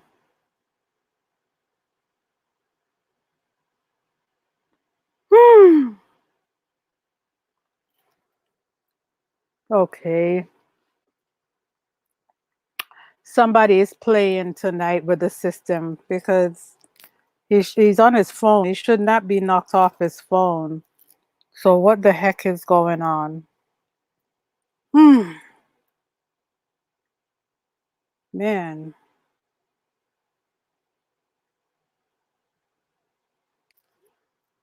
See, guys, when we talk foolishness and when we talk sex talk all night, nobody interrupts us. But the minute you start talking something good that people can get, you know, there's value in it, you see what's happening. You know, so this is how, you know, like Brother Lance always say, this is how you know you struck a nerve or it's hitting home good. It's when stuff like this happens, you know, because I would have killed somebody straight up. asking And if you somebody can hear probably me, would but have I'm killed muted me. on this sign. If this cuts off again, I'm gonna get up and you know, I have a lot of wires and things rigged, so maybe there is something loose because it said, you know, the module cut off for some reason, and I kind of played around with the power wire. Maybe that wasn't on secure, so I'm not even going near it. We're gonna hang out and whatever, but it's not the internet, it's not the power. It's just that, Okay. I was actually blaming them. Yeah, no. You can still do so. You can still do so because I don't know, that particular module that I have does not overheat. It doesn't cut off like that. And my wires are insecure. Not insecure, but they're very They're secure. attached very secure. Yeah. So things happen. Things happen. So, you know, again, that's an example. You forge forward. This thing might cut off again. I'm coming back. I don't That's care if I got right. to get on my phone. You That's know that right. trick. I know how that works. I Because all thought we you do were is on the talking. phone. Okay. Yeah. And if that does happen, I'll come in and I'll come in and I'll take a walk outside. We'll be on the phone. It's not like I'm showing my face and we got cut off. So, you know, like I said, and we're going to move in with the next bit of reading about human aggression. But with that whole thing to round it out, and if you want to have another show about that aspect of my life or what happened, I We can go do. real I for a think long we time. do because I know for the most part, everybody listening here, we would have had a different reaction for the most part. We would, see, most of us wouldn't even be thinking ahead to our future So life right that we now, are gonna, possibly jeopardize.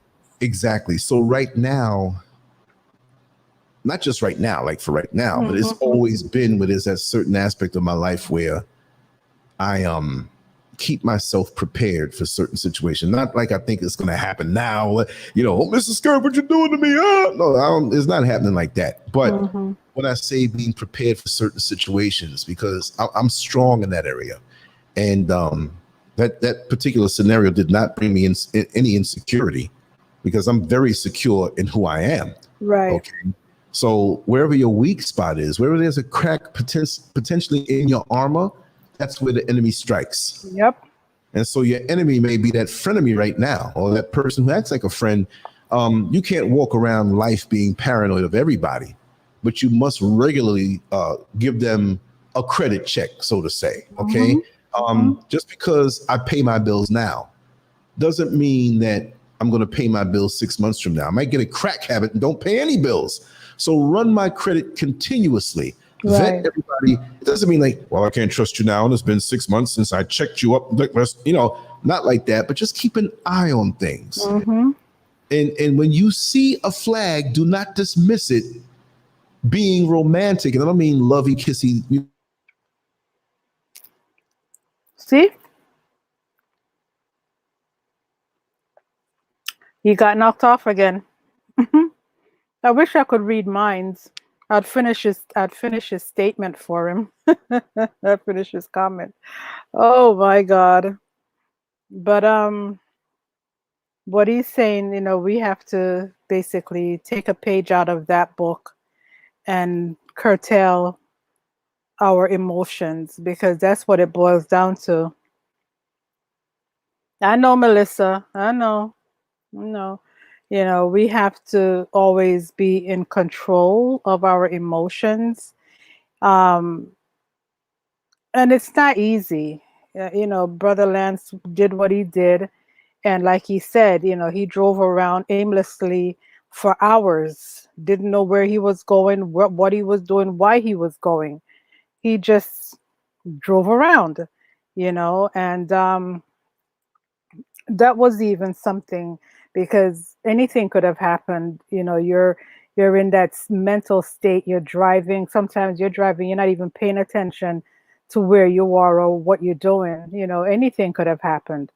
So, he was quite fortunate on so many levels, that he came out of that with basically a learning experience, a lesson, that fortified him, uh, you know, to deal with anything.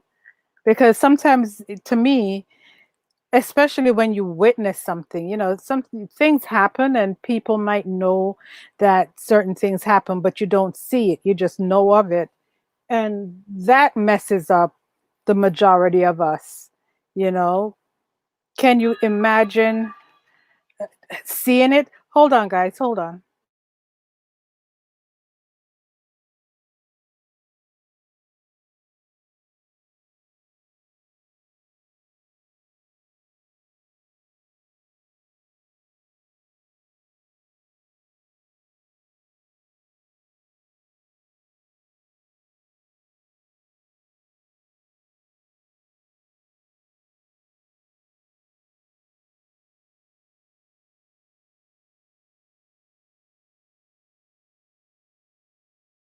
Use that for so long. So I'm gonna take a plug and plug it in to the wall. Okay. All right, guys. Sorry, please. 1,000 apologies, guys. He just sent me a message and he said that where he has the plugs connected and the wall outlet, it's like overly hot, too hot. So he's just, making some changes right now, and he'll be back in a few minutes. you know. So that's where we're at. What does Ray Ray say? They both probably would have had to get up out of my house. Um, that's true. Yeah, yeah, yeah. Yeah, he did. Yeah, yeah, he did. Um, But yeah, I don't know what I would have done because, like I was just saying, if you hear it, it hurts. Okay. And if you see it, it's devastating. So, I Yes, mean, yes. I don't know. He did a wonderful job. Yes, sir. Continue. Yeah. Something smells funny. Let me just make Really? sure. Please make Yeah. sure. No. Yeah. I'll make sure.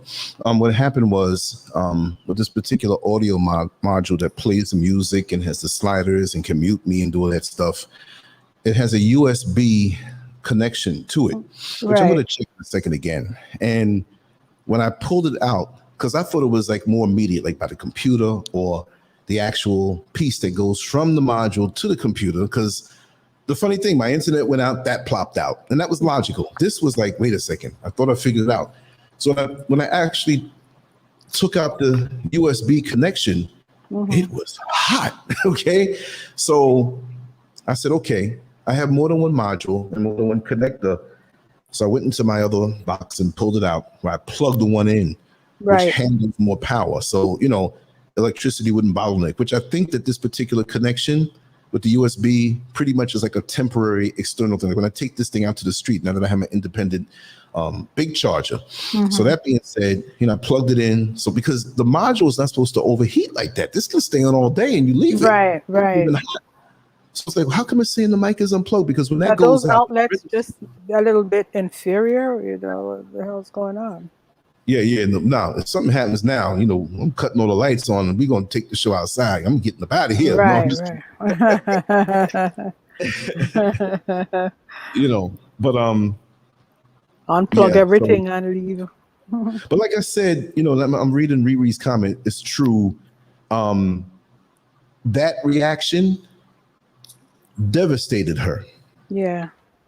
From what I heard, and people got the story wrong. I wasn't going around. So did you hear anything? Did you hear what she said? No, people came and said, man, I don't know really what went down, man, but however you handled that, man, I don't even know. Oh, I heard some things, but man, that, in the street, that folks their head up, man. Because look, I was supposed to flip out. Mm-hmm. That was a power trip. Mm-hmm. And I didn't, and I wasn't acting, but I put on a little more and I'm looking, I said, wow. And I kind of looked to the left and looked to the right. Homeboy was pumping it. I got eyesight that's good. And, she was into it too. She made herself get into it. The lights were on, lights were on. Mm-hmm. I saw the juice that was used to dripping down on me all on his stuff. Oh, and I'm God. getting the detail to show you what I saw. Man, you should be putting it out there like that. Man, I know I wouldn't say nothing like that. Well, you ain't insecure. I'm not saying you have to, but as a person who does what I do, talking, we talk about human nature and talk about all these things. I made a promise. Look, I don't have any mask to hide or whatever. It is what it is. It wasn't a sex thing. Well, man, you might not have been hitting it right. It was not that. You know what I mean? And I know that. But, it really messed with her head. Like, how could he do this? Look at what she did. And she talking about how can he do this? See, she thought that you were so into her, right? Which I was, but I was prepared for that moment. That it would exactly. So it messed her up because maybe she was into you more than she thought. You know what I mean? Yeah. Mm-hmm. Yeah. Because so she wanted to see your reaction, and when she didn't get it, it made her realize, oh shit. Then she starts to second guess herself. Did he even care? Was true. I even anything to him? All of these things are going to go through her mind. That's true. I never thought about it like that, but that's true. That's true. Because she portrayed, confidence all the time, but she had her insecurities and stuff like that. And that was very soothing. I never put her down or, when you're with somebody, you have to build them up. But after a while, it was like she wanted to have this power and control, and no, you're not having that. You have your phone handy. You can look at your phone. Yeah. So no, let me move on with the rest of it. It's not about that, but that was like a little addendum that'll make the whole show go a little longer and we have some fun. Because like I said, like when we go with the flow, there's no time limit. We just keep going. I ain't gonna stay up till 6 a.m. over here now, but it is what it is. I know. But after reading that part, we kind of segued off into one of my little episodes in the past, which, I feel it feels, I don't have any bad feelings about it, but it feels good to just be able to, at a point of maturity where you can just like talk about it. Right. There's nothing to say in my face. Oh man, no. It's not like that. Because you live life long enough. It may not happen like that, but things will happen that will be very embarrassing to other people. Right. And when you handle those things in a strong way, even though you take the punch, like, okay, you look at the banner, the bald head guy there fighting Tommy Hearns, Marvin Hagler, he got slammed with some punches. And in the interview, did any of Thomas Hearns' punches hurt you? No. Punches, because I picked that fight because that was 3 rounds. If you never watch any boxing at all, and they say watch one fight, much as I love Muhammad Ali, Mike Tyson, and all the rest of them, Larry Holmes, all of them, that's the fight you watch. Hagler versus Hearns.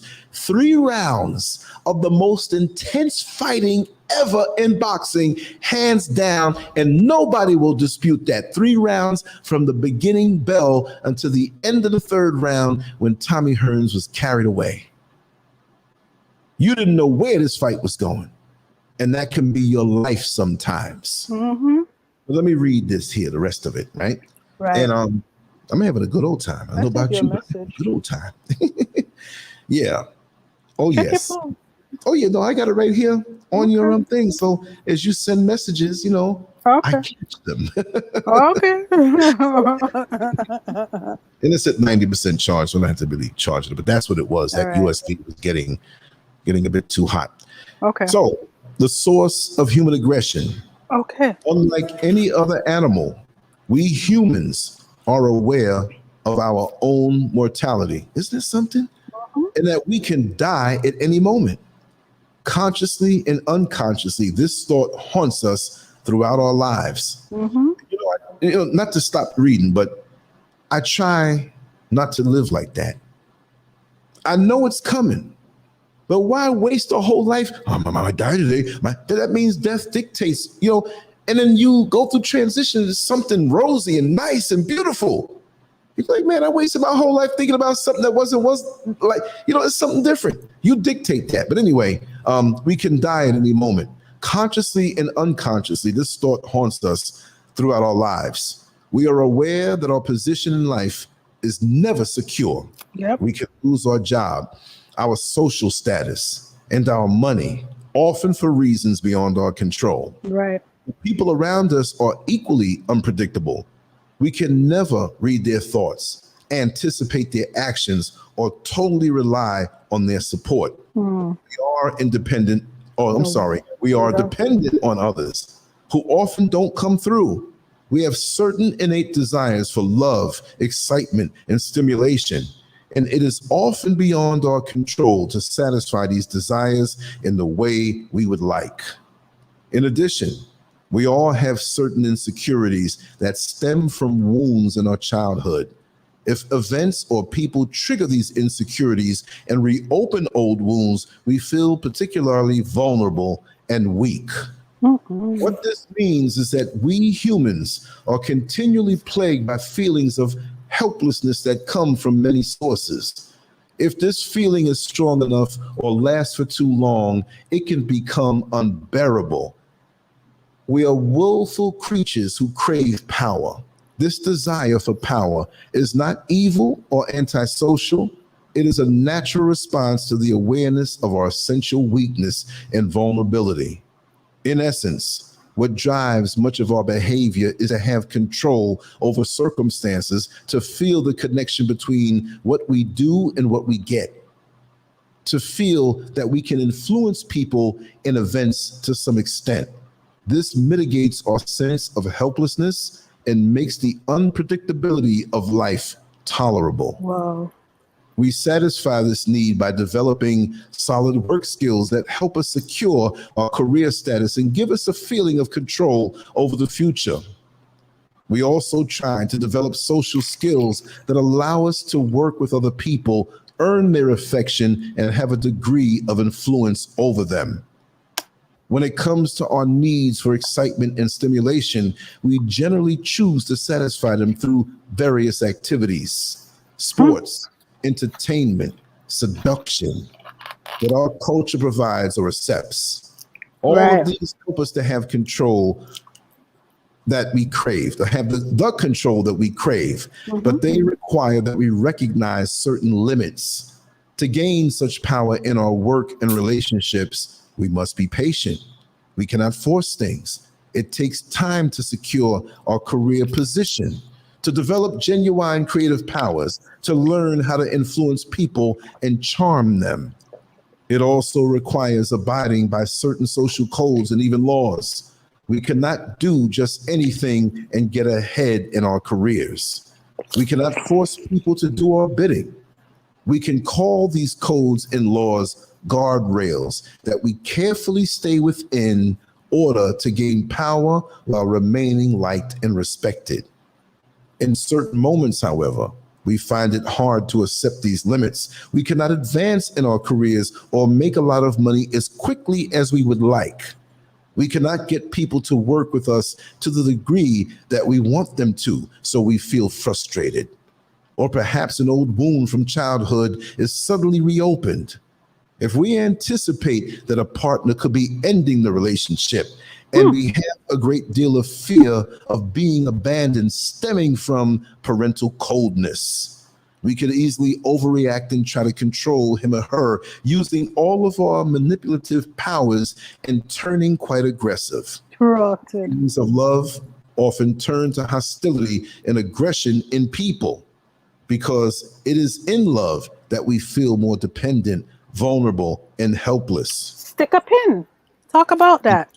Yeah, well, there's to me, this is personally, I'm not a guru, I'm just always speaking from personal experience, but like it says, it's the insecurities and the fear of losing. But life, once you understand that when you lose in life, you're actually gaining. And what do I mean by that? This is me personally saying, I didn't know I was going to be saying this. This is just from the hip. You take a hand that has quarters and dimes and nickels in it, and you hold on tight to that money. But you hold on so tight to that money that somebody wants to hand you a roll of hundreds of dollars of bills, tightly rolled. Maybe it's so tightly rolled that it's $10,000 as opposed to the $2.55 that you have in your hand. Right. But you think that by holding on to this money, you'll never have to worry about money because you have it and you are tight-wadded with it. But if you don't open up your hand and let that change drop out, you're not going to get this thing that's so much more. So to me, especially after going through that aforementioned story, and smaller things, not along those lines, but smaller losses, I've learned that every time I took a loss, that was an opportunity for a gain, not necessarily immediately, but I had what it was that I had before I took what was a loss, but the loss was actually a gain because it elevated me. And I had the sense to know that on a mental, spiritual, and emotional level, my hand was now open. Exactly. To receive new times, good times, to receive new ideas, to go travel somewhere else in the world, to have an open mind. When I was on my job and supervisors began to follow behind my bus, when on my route was one of the most challenging routes in Orlando, the 21, man, somebody, oh man, I got the 21. I had enough seniority to not ever have to do the 21 at night. But what did I do? I drove at night. People knew me. The dudes who were locked up in jail, they got out, loved me. The other people, there are guns out there. But me, I had protection because those brothers remember how I treated them. So when I went through the routes where buses were shot at every few days, I didn't have to worry about that. When I drove through those routes on New Year's Eve late at night and all you heard was guns. Yo, Scurv, what's up, my man? I parked the bus and walk up like, yo, keep them guns pointed down, man. I got to give you a hug, man. You're doing good. You've been out in that spot for a long time, and I got to commend you, man. Much love. I knew you had it in you. Yo, that's my nigga, man. That's Scurv, man. So and so. I said, wait for them things to fly. You wait for me to get out of here for that, because they might, say, hey, we got you, man. I turned the corner. So what looks like something to one person was not. Exactly. But I understood when certain people saw how smooth I had it and had no incidents, whether I was in the jail or in the prison working or on a bus in the street. I didn't have any major incidents. I handled my stuff. So some supervisors love to see me work because certain things would never be brought to them. I didn't call them for stupid reasons. I would handle my own business. So when rookie supervisors came around and wanted to F with me, put pressure on me, I knew that not because they're trying to run me, but when I had that accident that I did not cause, to me, that was a setup. I'm not going to get too much into the detail, and I'll say it within 60 seconds. I'm in a turn lane to turn left. There was a car coming forward, but he didn't come forward and had the green light. I waited about 10 seconds. He didn't move. I said, okay, let me slowly turn and get on by. He took the foot off the brake. It hit me. I was in the intersection, and he hit me.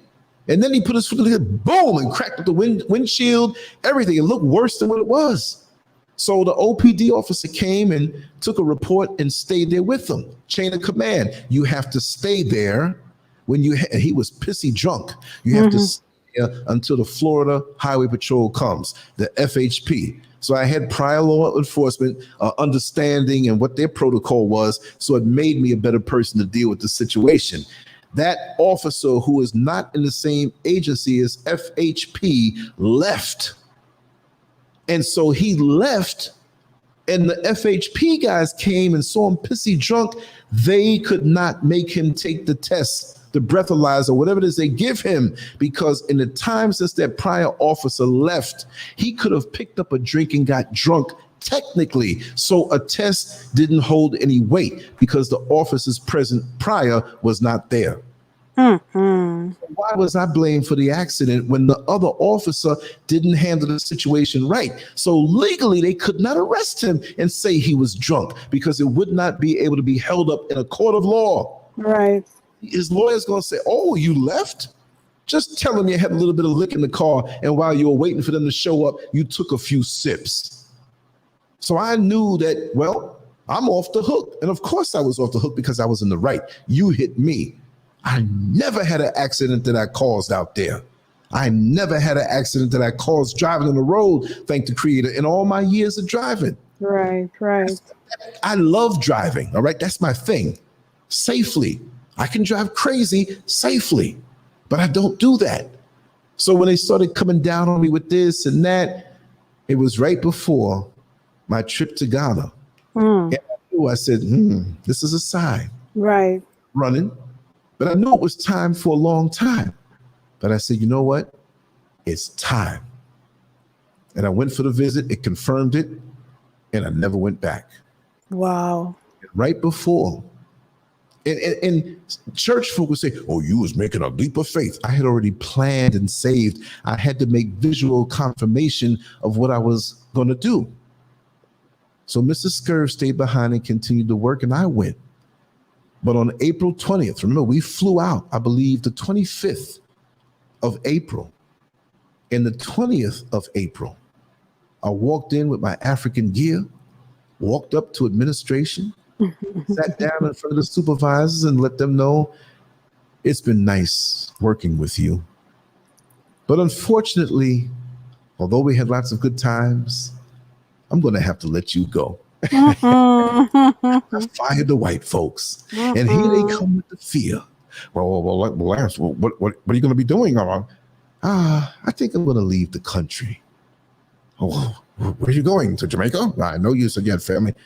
I'm going to Africa. I'm going to Africa in 5 days, and I had time that they refused to give me before that. Right. And I'm like, you refuse to give me, and I've been here all these years. I'm going. Right. And they were shocked because most of those admins came up through the ranks as bus drivers, supervisors, and they went. And I know them, but some of them had their asses on the shoulder. One whom they had there was new to the company, And even he couldn't believe the black man's going to tell them it was nice and, but we have to let you go, And when I walked out of there, I walked like I heard the theme from Shaft in my head. Who is the man? I had the crown on. It's not a dashiki in a traditional sense, but it was a long thing that went, down to almost my knees, the shoes and everything. I had some nice jewelry on, not jewelry European in the sense, but some African pieces that, I purchased locally. I told them that, and I signed the papers. They could not believe it. And when I went downstairs to say so long to a few supervisors that were there that were cool with me, that are now supervisors, but they were drivers. There was one who, when I, let me get back on this, but there was one who, when I first, not the first time I got on a bus in Orlando, but when I was coming from another job that I was doing before. Right. Right. And I hopped on the bus and I asked him, I said, hey man, like, how is it? So-and-so. And we had been cool all that time. So when I went to downstairs, he's like, Lance, you told me, but did you do it? And I said, yes, I did it. And although he's a nice gentleman, he just couldn't see somebody making a move like that where you knew you were leaving the country, but you didn't go yet for your first visit. I manifested, and I wasn't letting trivial things get in my way. See, I had little incomes. I knew the plan. I wasn't stupid. But there comes a point when if you're up in that plane, you're going to jump out with your parachute. You got to jump. Exactly. You're going to feel that rush, but I had to do it. And I came back with malaria and almost died. Did that stop me? Because possibly there could have been a bullet in a gun, in a police holster, waiting for me for the slightest reason. Who knows? But I was a day or less than 24 hours from dying. My kidneys and liver were functioning at only 30%. Most people don't understand that. And I saw some things in that state. I'll get back on this, but I have to tell that. I used to have to, at one point I was so weak when Mrs. Scurv went to work, because she took a week off and she was really scared. I didn't eat. Went from 240 pounds to 216 pounds. Oh, no, 214. 26 pounds I lost in 5 days. I don't even know how I had to go to the bathroom from back there. There was nothing in me. I could hardly get down coconut water. Wow. I didn't want to eat. And in that last 24 hours, before things turned around, I didn't even realize. I woke up in the middle of the night, kind of delirious, dehydrated, and looked and I said, who the hell was eating brownies in the bed? Oh my God. It wasn't brownies, baby. Wow. And she chewed sheets and didn't complain or didn't, but my sense of balance was gone. It wasn't like it was off, it was gone. So when she was going to work, I was so weak. If I had to go to the bathroom some kind of way, I had to crawl. I was so weak. And it was a chore to get up on the toilet bowl. And if I urinated, I don't know what kind of color that was. It was thick because my kidneys were not working right. Oh my God.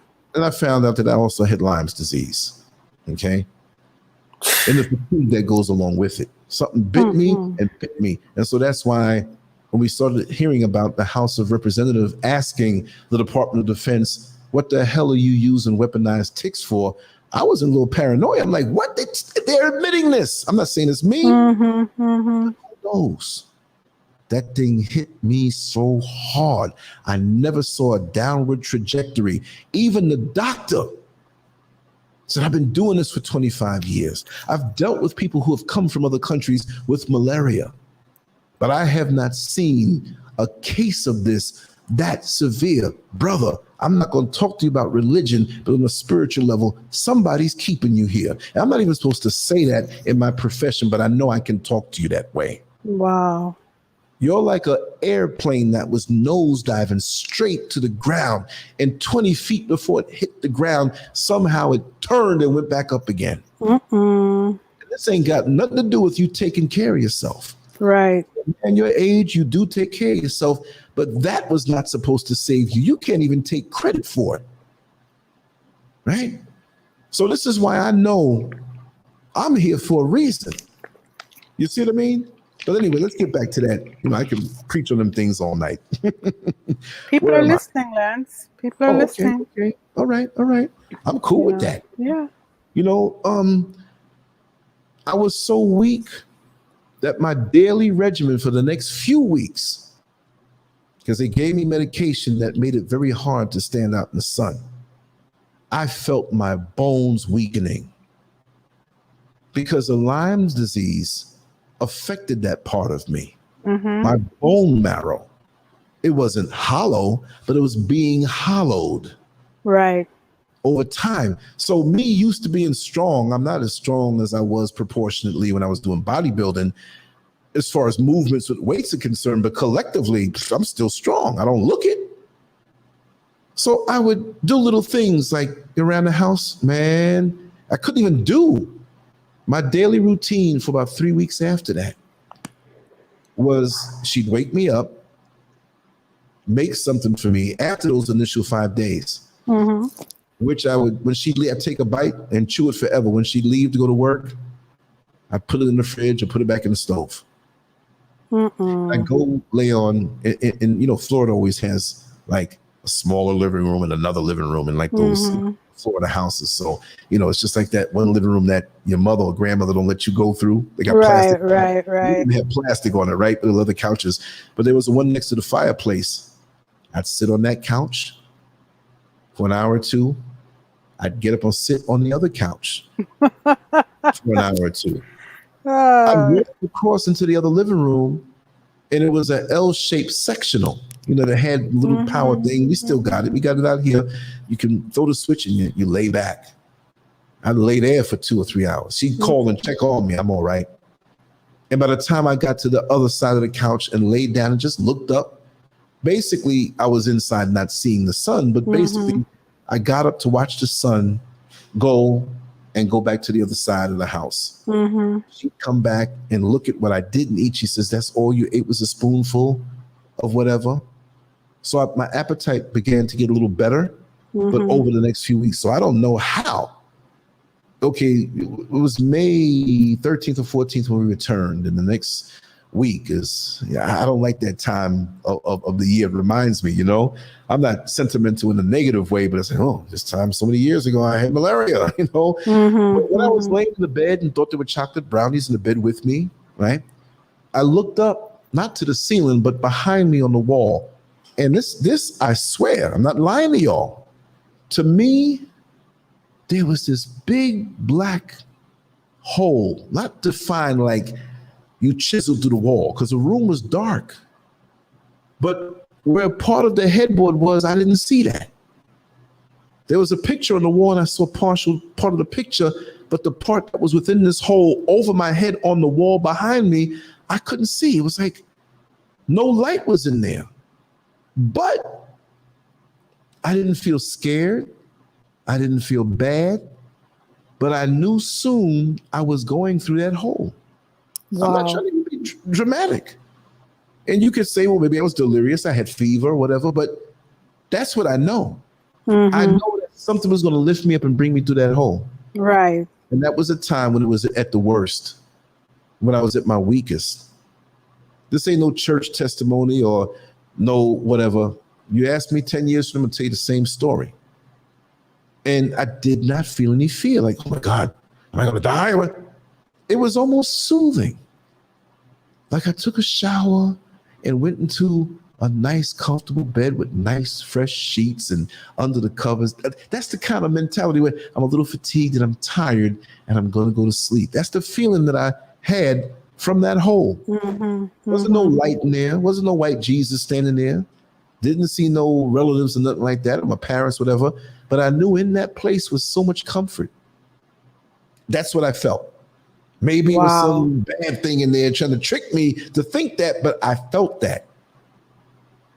And I just dozed off to sleep at that point. And in my mind, it was like, well, whatever happens, happens, because that's not a bad place. That's just what I went through. And I can only be honest. I can only be honest. And so I knew that when I came out of that, and we actually went to New York July 4th weekend in 2019. What was it? Baba Haru wanted to see us, and we went up and visited him. And we didn't know him before, but he called one day and he said, man, I want to meet you one day. And to really shake off the stigma of being locked down like that. Because remember, that was May and then June. And I was walking around, but it was like my bones were hollow because I was taking this different Lyme's disease medication and the malaria stuff, which was over, but there were other things that I had to take to build my system back up. My appetite came back, but not really huge. My body was devastated. Your internal organs, man, and you're drained of minerals, and your kidneys about to shut down. Your liver's jacked up. Whatever else was jacked up too. So walking was weird. Getting my balance back was weird. Right. Trying to balance a pencil on its tip on the lead and pulling your hand away. It ain't gonna stand up. Exactly. So the times that I stood up or tried to stand up as I was coming out of it, I had no balance. Nothing at all, no balance. So the couple times I fell into the push-up from standing up. Oh, wow. Oh, yeah. And I had to pull my chin back because I didn't have the strength to deal with the force of falling like that. I can do it now, but I couldn't do it then. So most times when I was home alone, I didn't even bother to get up and try to walk. I just crawled. And that first week, the first week after I was on an upward trajectory, it left me so weak. Wow. 3-4 weeks after, and even when I went to New York, I was walking around. New York looked different. I was so weak. Oh, wow. I used to walk in them streets strong growing up, Midtown Manhattan and all that stuff. I was still weak, but I was okay. It's weird. It's a weird feeling. And that's when I ran into my friend. I can call his name Aldo, where I was at the Hotel Barclay at 48th Street off of Lexington, between parking Lexington. What do you mean? He was there? That's a lot of money. Well, family discount. Let's just put it that way, right? And I don't have to explain, but I mean, that's what it was. So if we're going to go in style. Exactly. I got a text from a guy who I worked with in corrections, who I don't just consider him an old coworker. I can talk to him about anything. And, he's short with his messages, right? And I was putting some things on Instagram and on social media that I was there, but I didn't want to say it ahead of time because when I travel, I never announce it only to the close people. Right. I don't blast it. Hey, we going to New York. No, man. You ain't going to target that plane or wait for me to cut up there. So he's like, hey, man, he's cool like that. He said, wait, and he doesn't talk about it. He's a very intelligent brother, but he'll talk like we would, and I'll talk back that New York slang. So where you at? So he says, you in New York, man? I said, yeah. He didn't tell me he was there. He said, where in New York are you? This is like about 2 a.m, Oh, I got wow. the videotape. I'm gonna find the videotape and load it up so you can see it after I finish telling the story, because we videotaped it, right? So I said, I'm in Midtown Manhattan. He said, well, I'm in New York right now too, because he's in Orlando, Florida. But the trick with us is we would always go out together and eat sushi, and we would alternate paying, and we'd all find different spots. Like, let's go check out this spot, man. And we were always trying to one up each other. So how you like the sushi, man? I found this spot. Find something better. You know what I mean? And we had that camaraderie going on. Even when he had a red Ford Focus back in 2002, and I knew it, but I caught a deal on one and I got one. So here we are with 2 bald heads in a correction outfit, parking the same exact color of car. Oh, wow. I think he still has that picture. But people were flipping out, and I found the parking spot next to him and didn't tell him. I wasn't copying him. I got a good deal, and I liked the car. So he's like, Scurv, you went and bought the same exact car, the same exact color, that I did. Oh, man, he wasn't mad. So anyway, he says, well, I'm in New York too. I said, where are you? He said, I'm in Midtown too. I said, where in Midtown are you? He said, you tell me where you are first. I said, I'm on 48th Street. He says, I'm on 48th Street too. I said, wait a second. What avenue you off of? He says, you tell me first. I said, I'm off of Lexington. He says, I'm off Lexington too. I said, wait a second. What hotel you in? Hotel Barclay? He says, that's where you at? I said, yeah. He says, I'm diagonal on the other side of the street, just a few feet from the corner. Oh, wow. At this particular hotel. See, when things happen to me, I try to get as much videotape as I possibly can, right? So I'm going to pull up another page. Oh, my goodness. And go there, Let me go there, but I'm going to keep talking while I do it. But that's how my life is. It's always signs and wonders and things that are like not warnings, but premonitions. Right. Let me see if I put his name in. I didn't put his full name in there. And then the next day, we got together and stuff like that. Let me see. I can't remember the tags that I put in there, but I want you all to see this. And he's always there for me in life. But he was like, ain't that something? Because we lost momentum. So he's like, man, we've been trying to get together all these years, and we're in the same city, and now we come all the way to New York, and we're right there with each other. I said, I'm vegan now, but there was a sushi joint open. Trust me, trust and believe. We go eat it. It might be a little difficult to pull up because I don't know how I tagged it. Okay, I know what I'm going to do. I know. Keep me going. Am I going good? I haven't looked at the chat room for a while. I'm sorry. I'm so sorry. Eric had said you need to tell a joke now. I think I think they need to come up from under this. I know. It's like really serious and all that stuff. Tell a joke, quick. Right. Hello, Positively Angela. How are you? Good to see you. Let me try one more. Hi, Wanda. It's nice to have you back. Welcome home. Yes. Tell a joke. A joke. I'm at a loss for words right now. I don't know why. Why are you at a loss for words? Let me see. Wait, I'm just going to have to go through every video until I go, because I know when. Serious? Yeah, it's not showing up. I'm logged in. I know how to do it. Let me do it to the other page. But see, now that's going to take a while because Brother Man has done so many videos that I'm going to have to scroll down from 2000. I'm going to go back like 2 years and so many months. Oh my gosh, that's a whole heap of. So my fingers going to get, whole heap of videos. 1,000 boogers. My fingers like real tired. Yeah, no doubt. No doubt. Okay, I got back 8 months ago, 9 months ago. I'll just keep going because I know the time I'm looking for. But I'm going to find that video. Brother Man going to find that video. I bet you'll find it before you. You think so? Oh, the bet is on. No, because you already had a head start. A head start. I know, right? Yeah, once I hit the 2-year mark, man, it's really something how they say time flies, but it's like it doesn't really fly. You can take a minute, make it feel like a year. You know what I mean? Yeah, that's true. I understand when people say that because they're not really sometimes really absorbing the moment like they should. But when I see this collection of videos, there's just so many doggone videos. What the heck? Let's see. Oh no, you ain't with me. My finger's been working. Matter of fact, let's see. I'm coming up. When did you? That was July of 2019.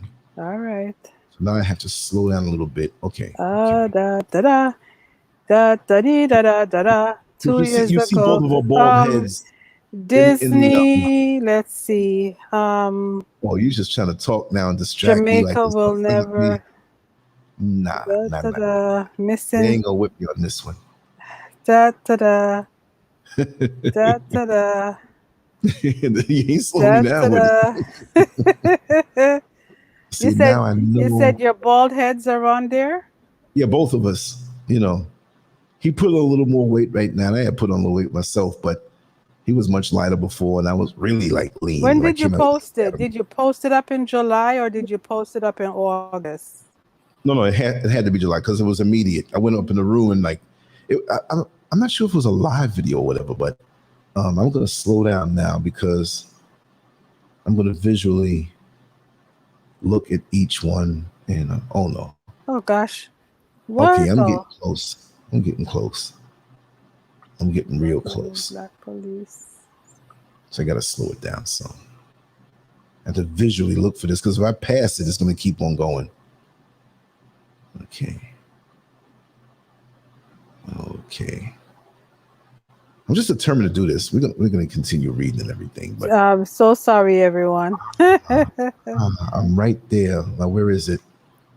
I'm right there. Daggone it! You Oh, found I it? got it! I got it! I found it! I found it! I found it! Okay. Here it is. I don't know if you can hear it if I play it. It's gonna. Okay, let's turn. Yeah, you wouldn't believe it. Okay, that's his voice. I don't know if you heard that or not. Yeah, I did. Did it come through the system or did you hear it like outside? I heard it. I don't know where. Go ahead. Okay, I can hear it. Yeah. Okay, let me just let it load up. It's loading up right now. I got a lot of things going to this video. I'm going to drop it in the room so people can play it.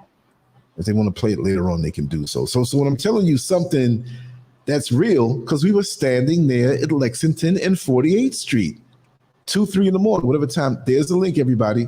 And I think the video is only 5 minutes and 31 seconds, but it's not. There's intros and outros.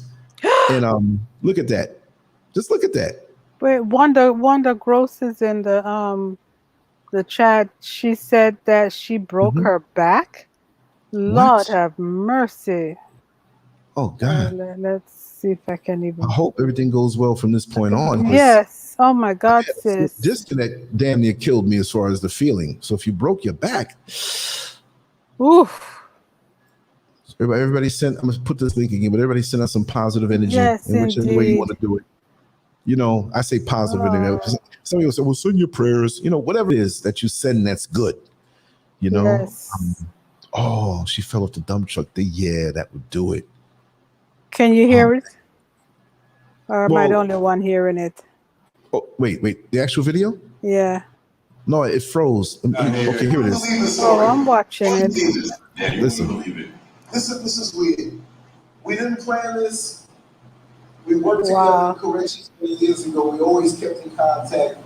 I always admired Brother Solomon because he traveled. He was a man who he traveled. never really just stayed limited to a certain circle. Always motivated me for the distance to be more than what I am. And now I'm living that right now. I'm free and I'm living that right now. I'm going into my dreams. You can't hear it too good here, but just play the video. Yeah, it's a nice video. Yeah, and if I put his Instagram, so follow it. It's very interesting. This guy, I mean, even while working, he knows how to work his time. He's soon to retire. He's been with corrections for a long time, and you see his Instagram down in the lower left hand corner. If you're on Instagram, follow him and tell him you get down with Lance Scurv. That'll give him a kick. But he used to play pranks on me in the jail. We used to have so much fun working overnights and whatnot. Wow. And he's a straight Brooklyn guy, but Brooklyn has a bad reputation. He's not a bad boy like that. But very intellectual, very cultured, and he's laid back. Like if you just think that, he works in corrections, he's just some regular guy. This guy has traveled I don't know of a regular working guy who has traveled to as many places as he has consistently over the decades. So to go to his Instagram and check it out, Big Doe 2K12, Big Doe 2K12, and check it. I haven't been there in a while, but I already know. You'll see him in Japan. You'll see him in Switzerland. You'll see him in New Zealand. You'll see him in Venezuela, Honduras. Just like, dang. Wow. And then he won't tell you, he doesn't hide it. We're like, yo, I'll be out of town for a little while. Then you go to his Instagram and say, what the hell? And what I admire about him, he takes his family with him. his wife and his kids. Right. They've been so exposed to so much, and he is an intellectual. It may not be where, and that's not really the word to describe. He is intellectual, but he's a culturalist. You know what I mean? He goes places, and when other people come around cocky, yeah, I just came back from Japan, and he's cool. He's like, yeah, really, you came back from Japan? Wow, tell us about it. He's cool like that. And it's like, well, I'm gonna hear it. He said, did you ever check out so and so? Some place that you have to go to Japan to know. And the guy will be like, yeah, I went there. Like in a way, like, how do you know about that place? So, man, it's got some good sushi there, right? Yeah. I've been there every year for the last 30 years or something. Like he'll say it's so cool. Wow. I'm so proud of him. I'm older than he is, but he's like a role model to me that way. You know what I mean? Because I'm proud of what he has done. Lance, look at who is in the chat. Who's in the chat? Let me go back over there. Let me see. Oh, Jack Griffin. Yes, Jack Griffin. That's right. Show some love to Jack Griffin. We go back. Hello, sir. How are you? Jack Griffin in the house. Of course, you know what Jack Griffin means. That's the name of the Invisible Man. So Jack Griffin is not his real name, but I'm sworn to secrecy to keep it the way it is. And personally, for me, he is my Howard Bingham. Howard Bingham is Muhammad Ali's photographer who took all the pictures of him, and he was always close by. You know what I mean? And I know he has some photos, maybe something good, maybe something revealing, but he hasn't shown me yet. So every few years, he said this stuff like, how did you know? Even he keeps it down to a minimum. Look at the hand signs, right? But I'm here. I know. A man of few words. Exactly, but a very powerful man, and a man I look up to also. And I won't tell his business or whatever, but I look up to him. And for a man who, I'll say it this way, he's a man who exudes what Christianity is supposed to be. Oh, nice. And if I had to be that, I would be that just like him. Awesome. You see what I mean? Yes. And he just, somebody can do stuff just right. And no life is without its little rocky roads. I understand that, right? But like I said, when I look at how I goofed off in the crazy worlds I went through, he could have put his nose up to me at any time, but he always gave me respect. You know what I mean? Even when he knew I was off and I knew I was off, but he still always treated me with respect. That's awesome. And carried himself. And I'll say he has a certain peace about him. He has a certain peace about him. And you talk about somebody who is organized. I can't tell what I know, okay, but out of respect, but organized and a detail-oriented person. Wow. You ain't getting no better than that. Awesome. You ain't getting no better than that. Matter of fact, he's a guy who would make the IRS scared of him auditing them. We won't mess with him. You know what I mean? You want papers? Yes, I got papers. I love him very much. Yes. I love him. I'll say that publicly. And I'll hurt somebody if they come at him any kind of way. Yes. And for all the craziness I did, if I give my life to defend his, I know I'll be in a better place. Nice. You see what I mean? Like he's the standard. I ain't just souping you up, brother, but that's the way it is. And I give folks their props while we're all still here, so they know. And not just he's not showing no picture, no name, whatever. But trust me, that's why he's a moderator on the channel. Jack Griffin. You can kick people out of here now. You know what I mean? Yes, sir. Stay in the shadows and kick them out. That's right. Anything I do, he has honorary powers in that area. Yeah. And if I do wrong and he smacked me around, I have to take it because I know I'm getting it from a righteous man. Right. That's what it is. It is what it is. But Wanda Gross, she's been dealing with Dr. Kang, so that's a beautiful thing. Yeah. Right. Yeah. Dr. Kang he's the truth. And like I said, he's coming from a different way in his journey, but he's another man who out of his heart is nothing but love. Right. And real caring, you know, from him. So that's why, you know, people say, man, I haven't seen him on your show in a long time. He's real busy. There's things that I know that he shared with me that he's in the process of doing, and he's real busy. Right. And like I said, a moment's notice, if he needed me or whatever, you know, I'm there. That's the way it is. So that's how I try to live now. But like I said, you know, back in those days when I was living crazy, it was like running outside in the thunderstorm and coming back in and not getting wet. Right. So I've been protected for a reason. And then I've been certain places that other people would never go, that you wouldn't want them to go there, you know. And maybe that's why I have a testimony to talk to people who are going down certain roads that I can spot, because we all can't spot everything. Mm-hmm. Mm-hmm. You know, if you sold drugs for many years, like I use the analogy, and we're walking down the street that seems to be, you know, nice lawns and everything, and there's somebody well-dressed walking down the street, and he shakes hands with another person, but I know that handshake was an exchange. That well-dressed person, I say, you know, that guy just copped some drugs. Oh man, you crazy? He got a nice suit on. That's the pastor. What you talk about? But you don't do that no more. But you got that experience, and you can discern that spirit. Mm-hmm. You see what I mean? So that's where it's at. But yeah, let's continue reading on, and we'll go off and talk some other stories and stuff. But you got the Aldo, you know, his name is, I already said his name anyway, so I don't have to hide it. Aldo Solomon, you know. And that uncanny night that we ended up in New York, right, on the other side of Lexington Avenue on 48th Street. That was crazy. And we texted and was like, I'm thinking he's in Orlando. He said, man, I'm across the street from you. So I said, listen, man, you get ready to go to bed? He said, yeah, but you ain't going to bed and I ain't going to bed. I'm coming downstairs. I got to see this for myself. He told me, and I'm looking, he's coming out from, I think that was a Hotel Lexington, Lexington in the name, and I was at the Barclay Hotel. Right. He came over to my side. He's like, look at this, man. We've been trying to hang out and go get sushi for so many years, like we used to when we were in corrections. And we come into New York, man, and end up in a hotel diagonal from each other. Isn't that something? See how life is? Yep. And I have so many stories like that, that after a while, if you didn't know my journey and my walk, you're like, man, you lying. No. So where were we? Last paragraph on page 494.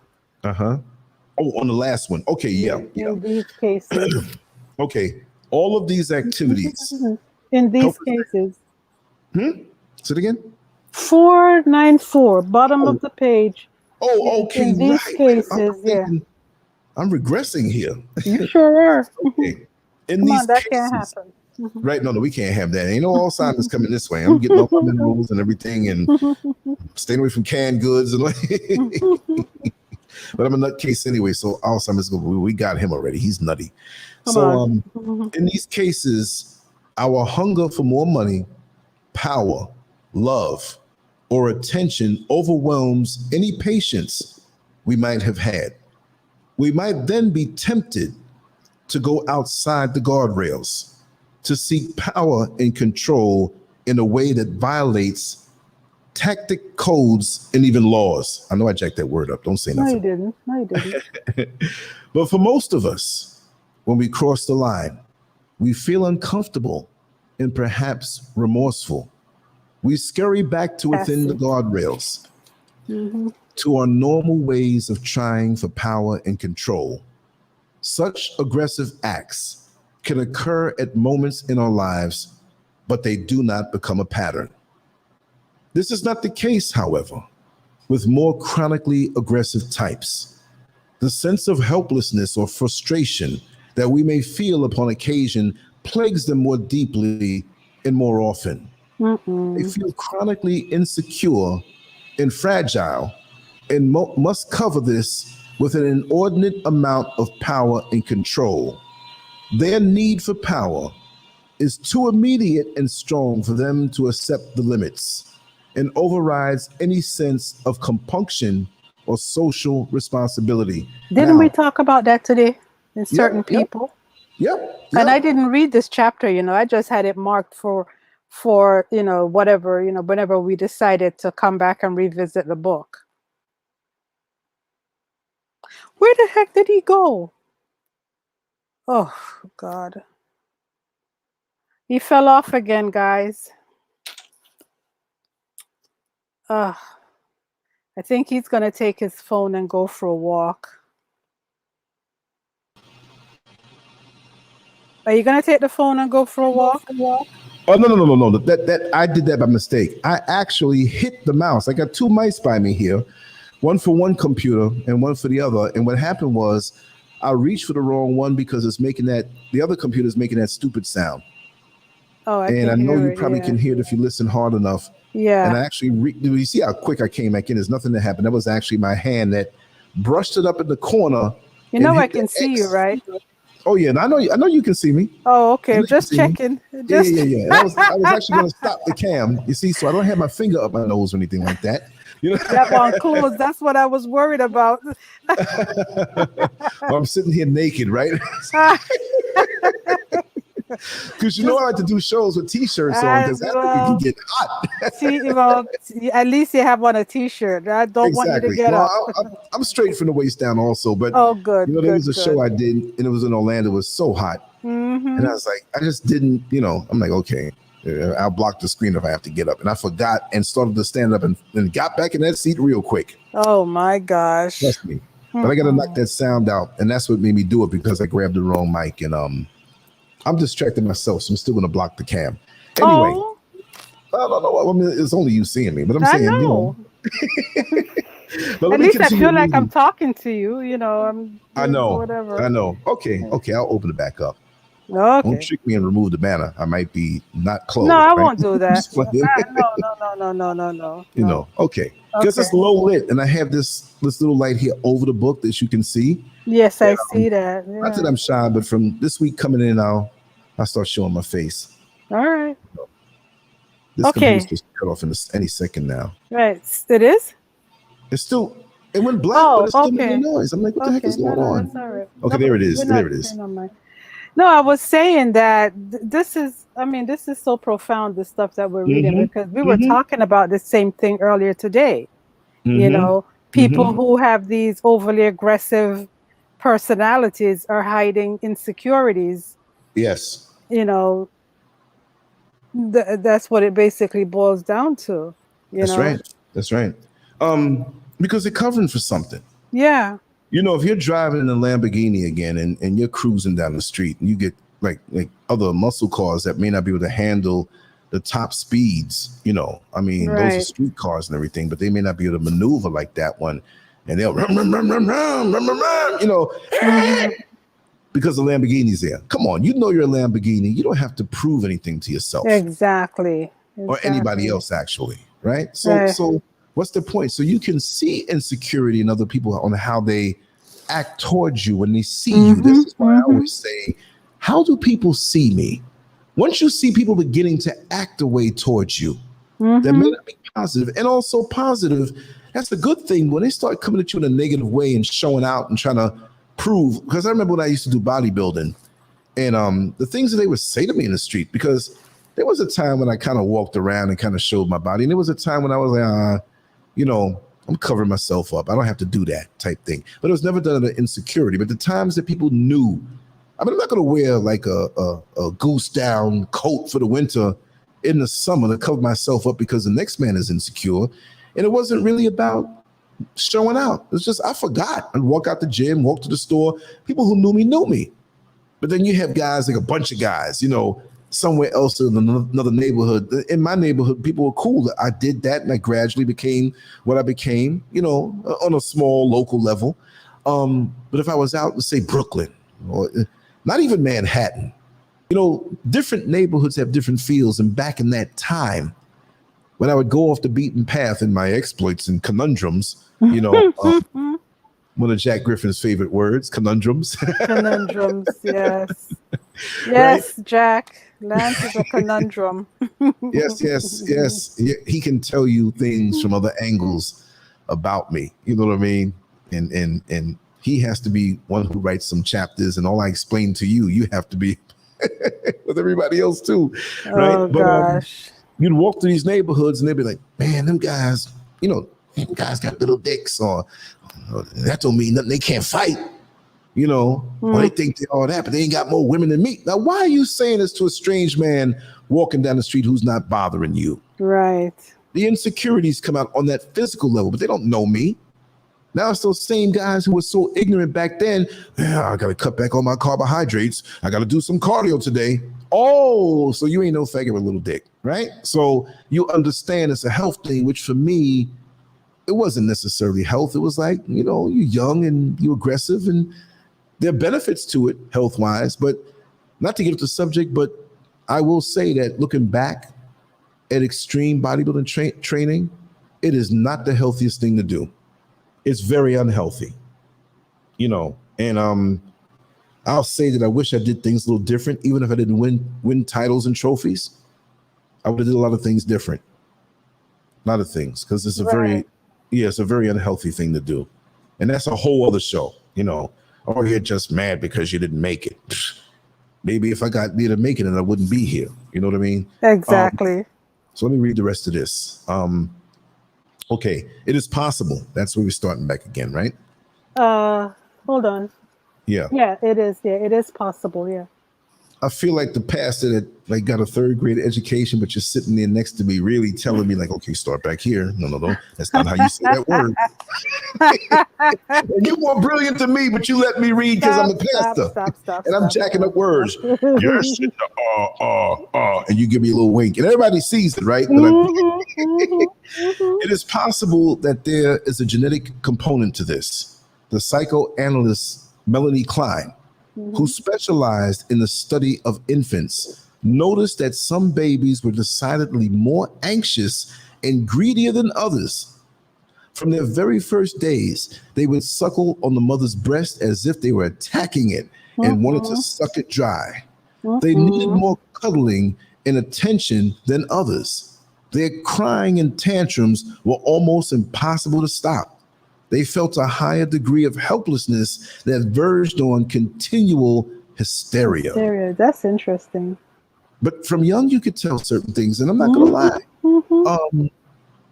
There's some people in the neighborhood that ended up being so bad.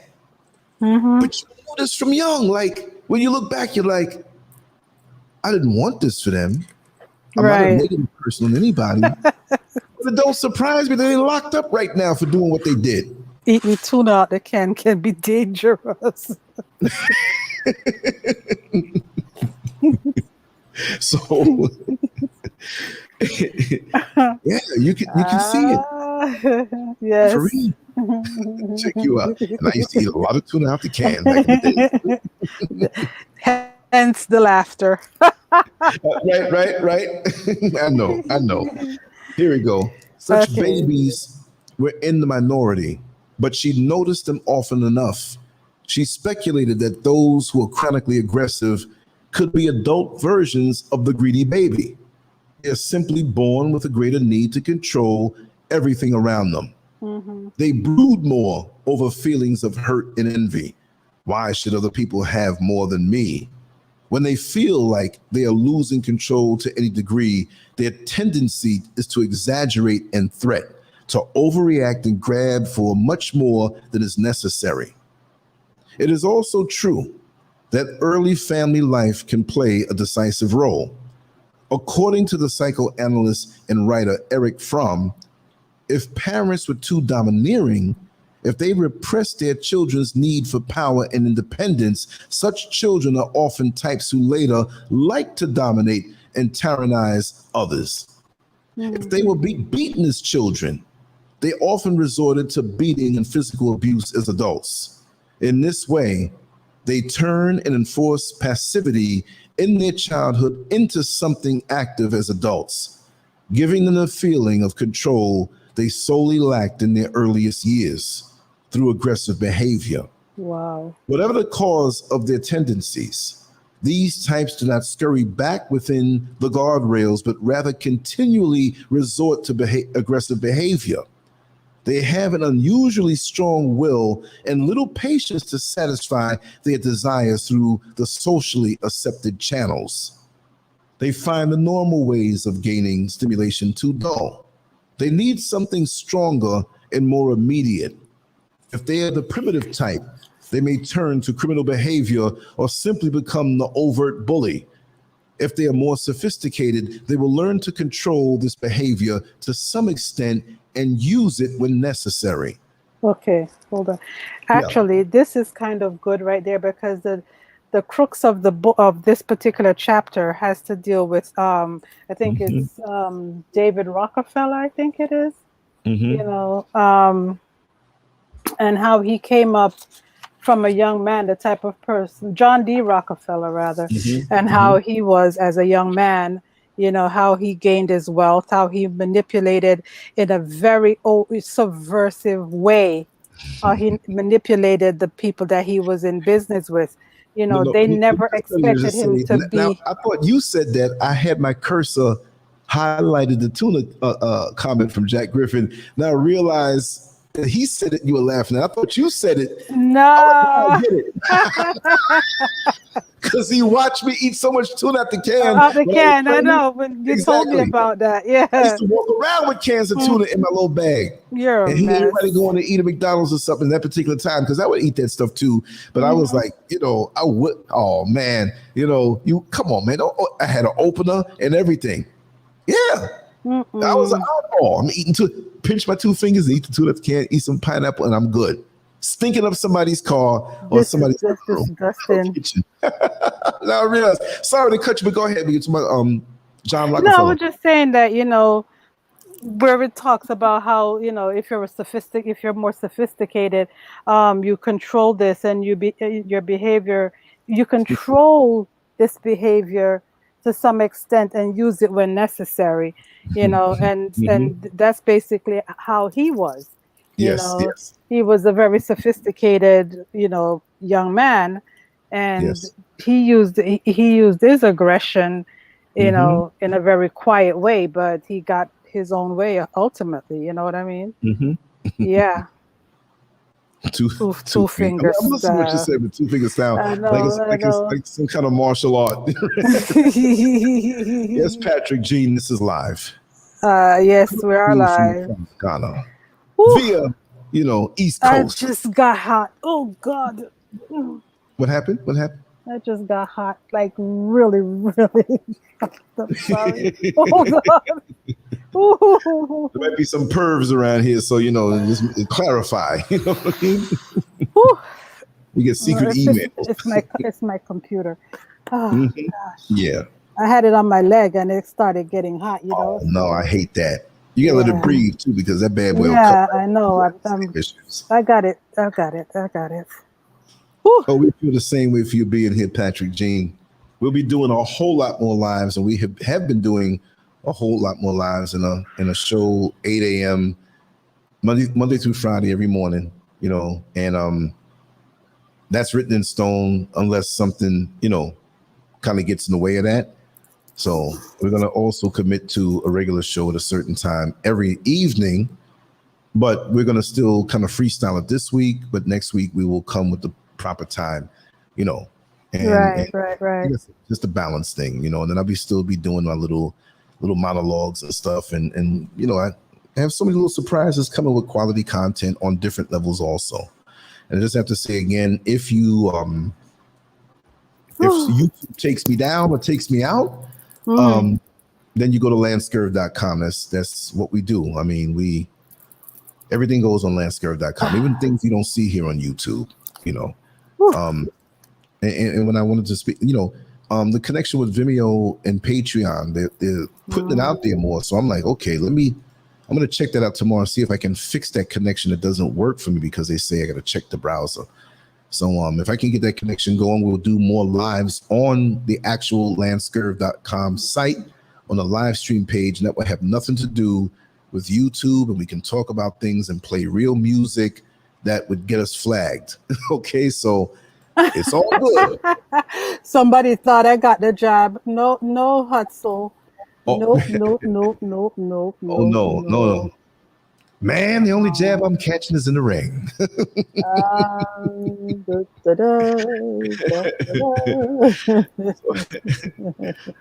Oh yeah. So Anyway, so continue on, Brother Lance. I don't yeah, even know where okay. you Let me were. just turn this volume down because I'm gonna open up the screen.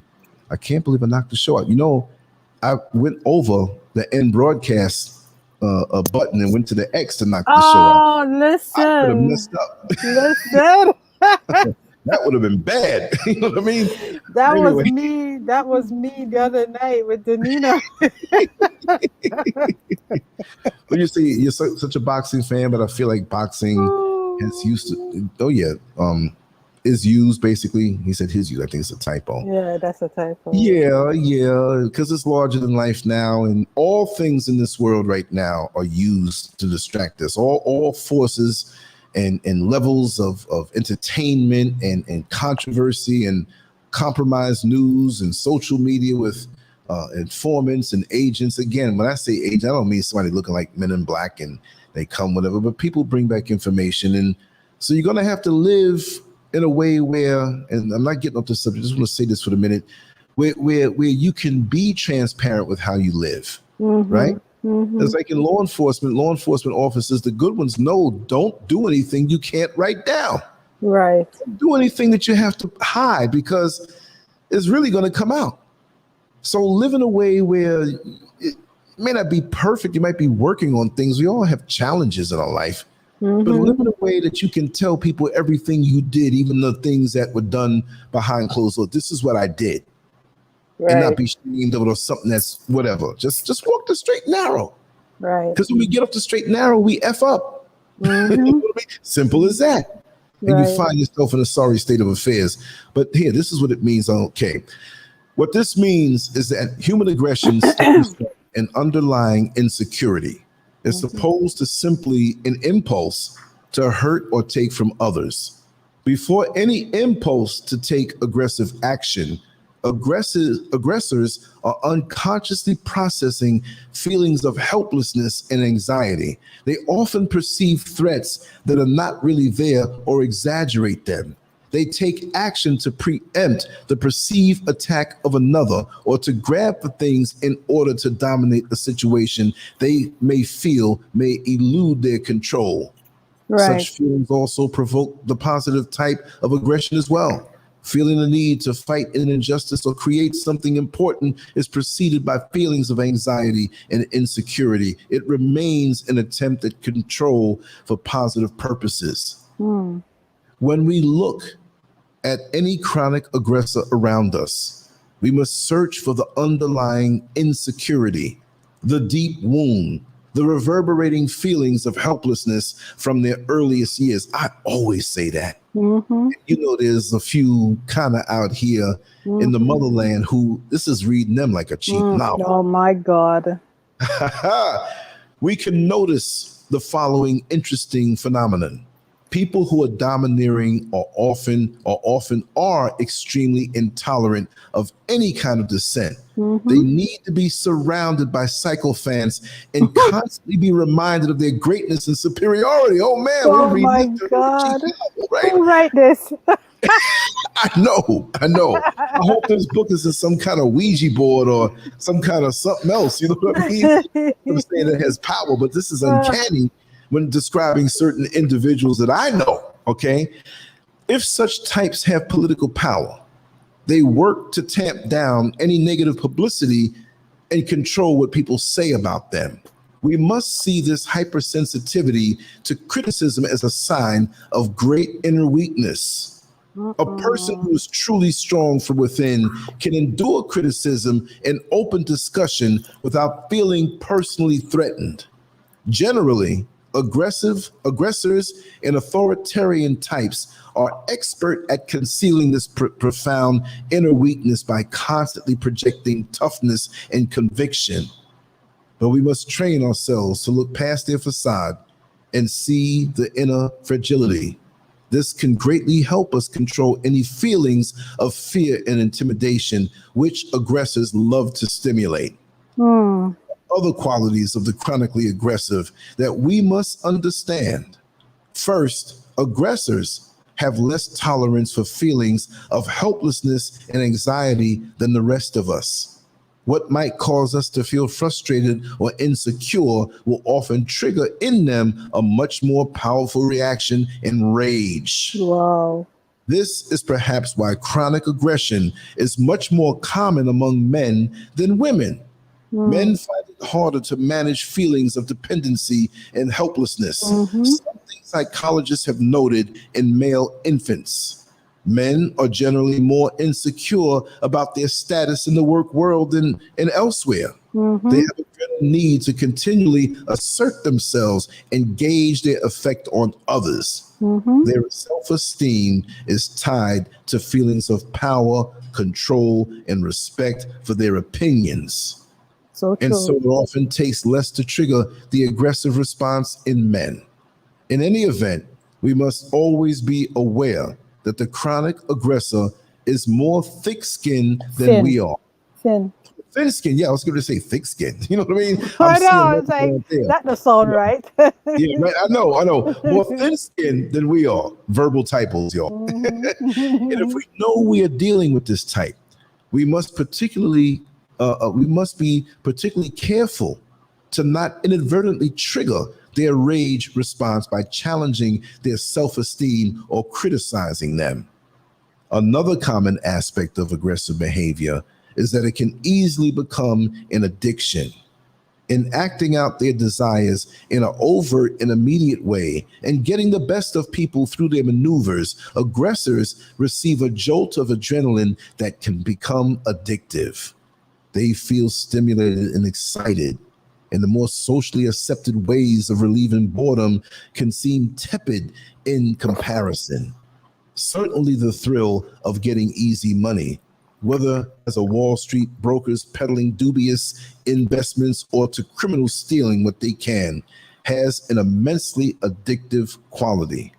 At first glance, this might seem self-destructive, as each aggressive outburst creates more enemies and unintended consequences. But aggressors are often adept at upping the ante with even more intimidating behavior so that few will challenge them. Wow. This often leads to the phenomenon of the aggressive trap. The more power they get, and the larger their empire, the more points of vulnerability they create. They have more rivals and enemies to worry about. True. I have to interject again. This is reading this individual's life like a cheap novel. I'm telling you. This sparks in them the need to be more and more aggressive and gain more and more power. Certainly, Rockefeller fell victim to this dynamic. They also come to feel that to stop acting in this way would make them seem weak. No matter what aggressors might say to us or how they try to disguise their intentions, we must realize that their past pattern of behavior will inevitably continue in the present because they are both addicted and trapped. We must never be naive in dealing with them. They will be relentless. If they take a step back, it is only momentarily. They are rarely capable of changing this essential pattern in their behavior. Oh, man. I gotta just put yellow marker all over this page. I mean, line after line after line after Every line. line. Yes. Oh, man. Yes, Eric, I am an elitist.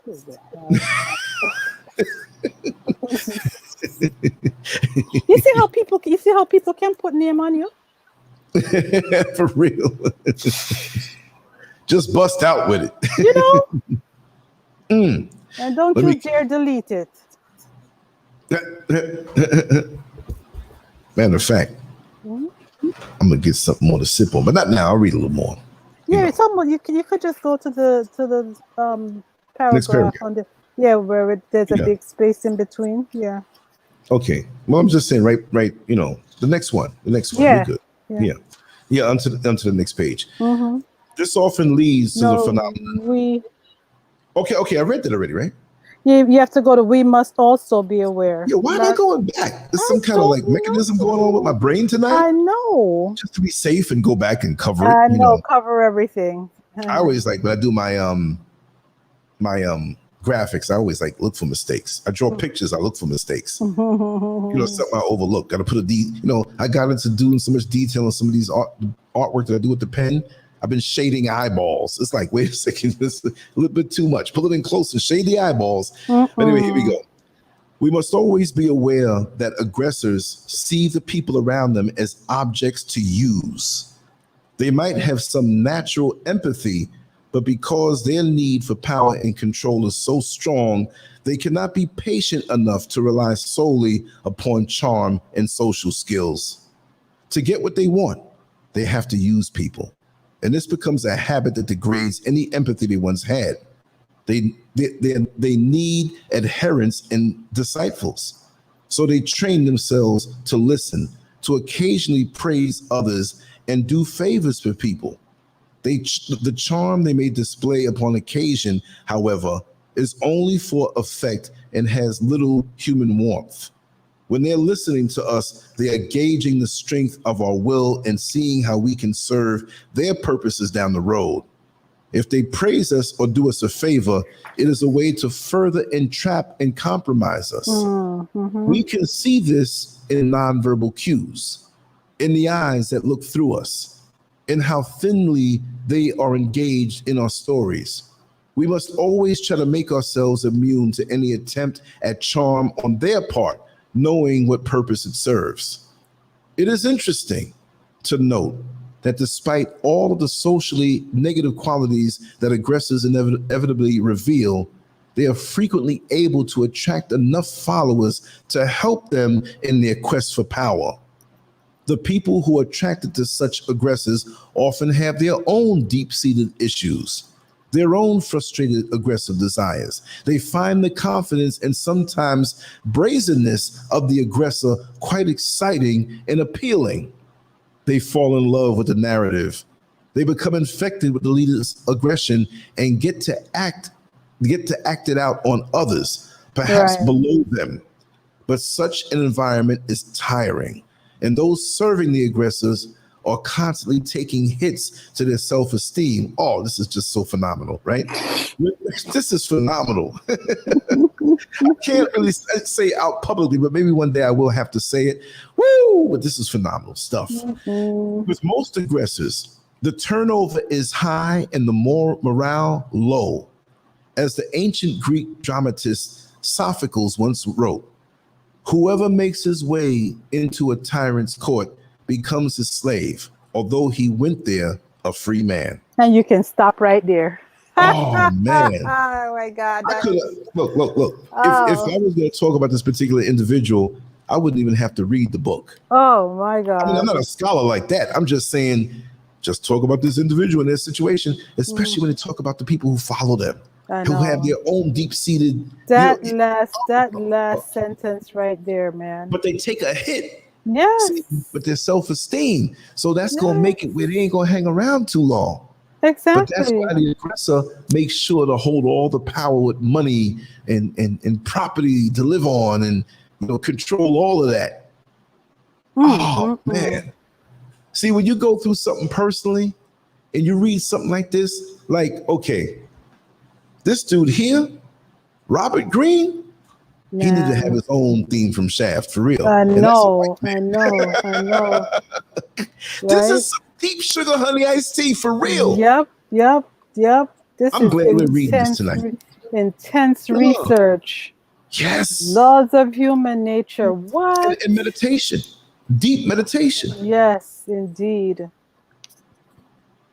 Yeah, you're right, Patrick Jean. It is bad for the body. That's the risk that everybody takes. Everybody has their reasons for getting into it. I wanted to do that at one time, but didn't like getting hit in my big head. My head's so big, it's an easy target. Kevalev, yes, this book is spot on. Yep. And the funny thing about it is, not that younger people couldn't understand it, but I doubt very much if somebody 16 years old looks at this and says, I truly understand this. They can't. Gone through certain specific situations. Yeah. And this is like law. To break it down like this. Yep. This is why I'm up at this time doing it. I love it. I really love this. I don't care if it's 2:58 in the morning for me. I keep And forgetting. 10:58 for you on the East Coast. I know. I keep forgetting. Because all I'm gonna do is get up. We're gonna do the morning show. You know what I mean? Know. But I know. we'll ride a little longer because look, this week is gonna be a nice, busy week of deep, introspective, good shows and conversations. You know what I mean? Yeah. It's gonna be that. I promise it's gonna be that. Okay. You know, I thank the Creator for putting me in the life that I'm in, and to be as happy as I've ever been. Not that I've had periods of great unhappiness. Of course, when I walked in the that room, sound like some Jamaican parent now. Don't be too happy now, you know. Anchorage You know how people don't want you happy. in the house. You Yeah, know. I know. Yeah. There's Hi, always those people, you know, and it's sad because sometimes to get through those people, to not have to battle with their things thrown on you to kind of suggest that everything's not all right. I played them. You know how I played them? I act unhappy. They encourage me. And when I get to that storm, it's like, you know, okay, when you get to the storm, you don't have to keep the windshield wipers on now, do you? Don't work. Exactly.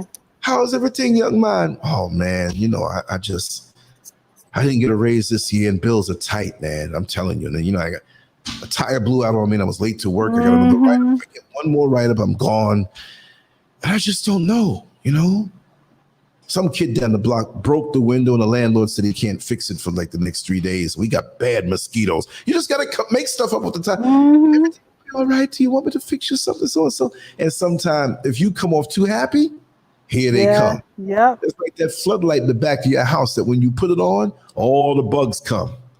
So I don't put it on. Yep. You know what I mean? Hi, we will. Nice to see you.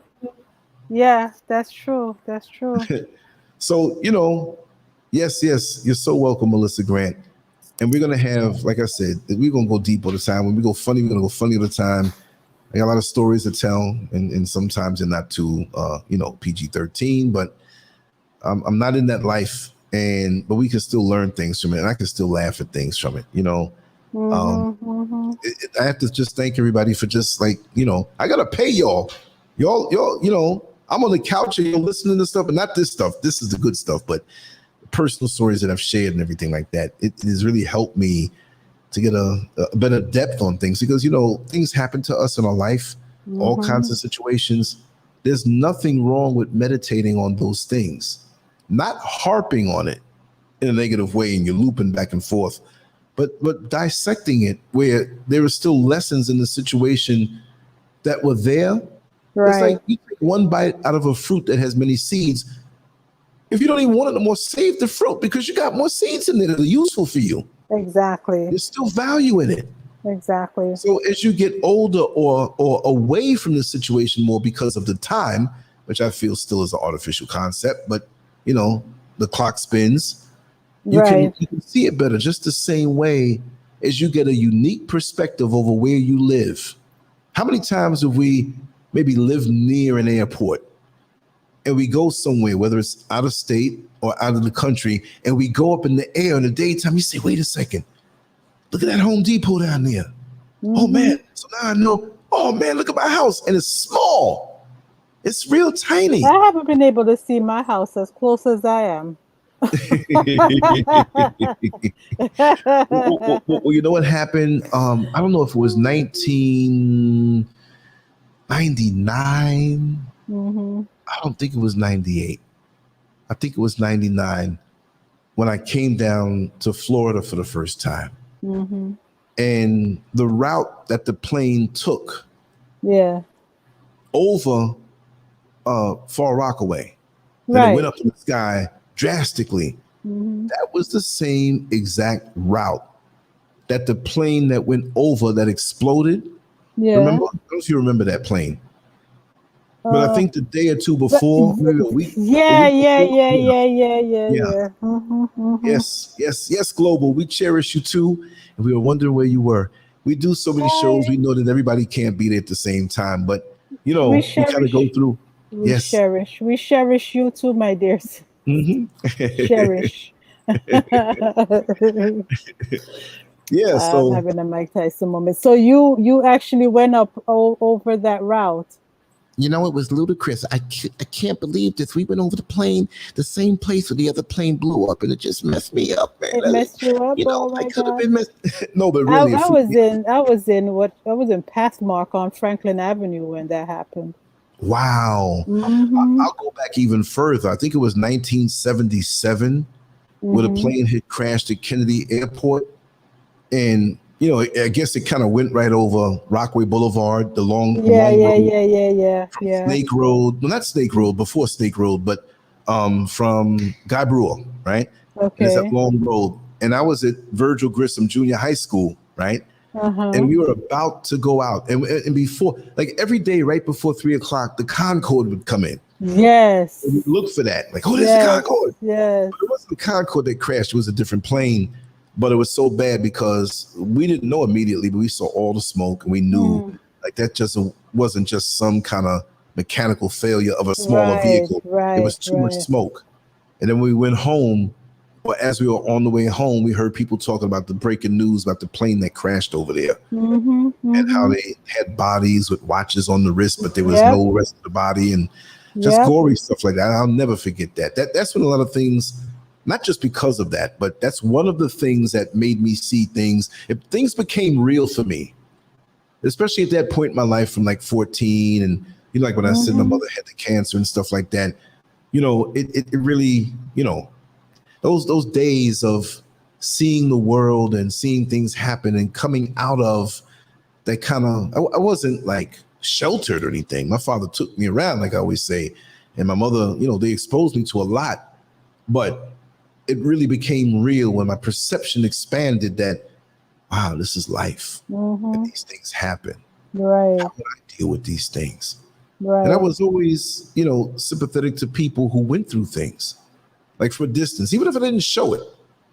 You know, even to this day, like, and you know it, I cry easy, not out of weakness, but because of feeling a connection to something. Right. You know what I mean? Not cry like, oh, I'm weak. Crying is not always weakness. That's crying true. is strength. Crying is emotion and passion. And so I allow myself that. I don't care if I see something on YouTube that touches me or a movie. I don't really watch much movies. I'm going to get into it just to look at these hidden signs in them and stuff like that. But, you know, look, we sneeze, we cough, we laugh, we cry. Yes, indeed. We eat, we go to the bathroom, we do. There's nothing wrong with that. The individual that those paragraphs were reminding me of, he would never cry in front of nobody. He'd hold it in. You know what I mean? Because that's a sign of weakness, and men don't cry. But I happen to know that individuals' upbringing, real men do and even cry. the struggles. That's right. The struggles that I believe that they're going through, and I'm like, they're just bleeding inside. I ain't bleeding inside. I'm not gonna let that control me. I'll cry. For whatever reason, I cry out of, you know, being sympathetic or feeling something for someone. You know, if they're going through pain, I have no problem with that. Don't come at me with that, oh yeah, you weak with it. No, you're anal retentive. You can't express yourself. And in most weeks, there's not half the week, maybe 3 days. There'll be something I see and I'm like, oh man, you know, it could be happiness, it could be enthusiasm. It could be observing a person's story as they conquer an obstacle. Because I've had to conquer obstacles. I've had to conquer inner obstacles and outer obstacles. You know what I mean? Right. I told him, Brother Raw. I told him, I guess he'll have to get with you. Oh yeah. I'm gonna check out some special places out here. She did give me the message. I'm sorry. I wasn't really looking at the chat room and didn't mean to not greet you, Brother Raw. And there's everybody else here. I'm just zoned out. When I'm in that zone, I just talk. You know what I mean? So that's what it is. But yes, it's and I probably checked those things out today. Well, it's going into Wednesday, right? I'm going to stay in the house all day tomorrow and just go like to the corner or something like that. I plan it because I have so much to do with the site and things behind the scenes. And we're still going to do our shows, right? Mm-hmm. But definitely Friday and Saturday. I'm going to go around those areas. And what I'll do, I'm going to keep it live like we did earlier today when I was down in Osu on Oxford Street.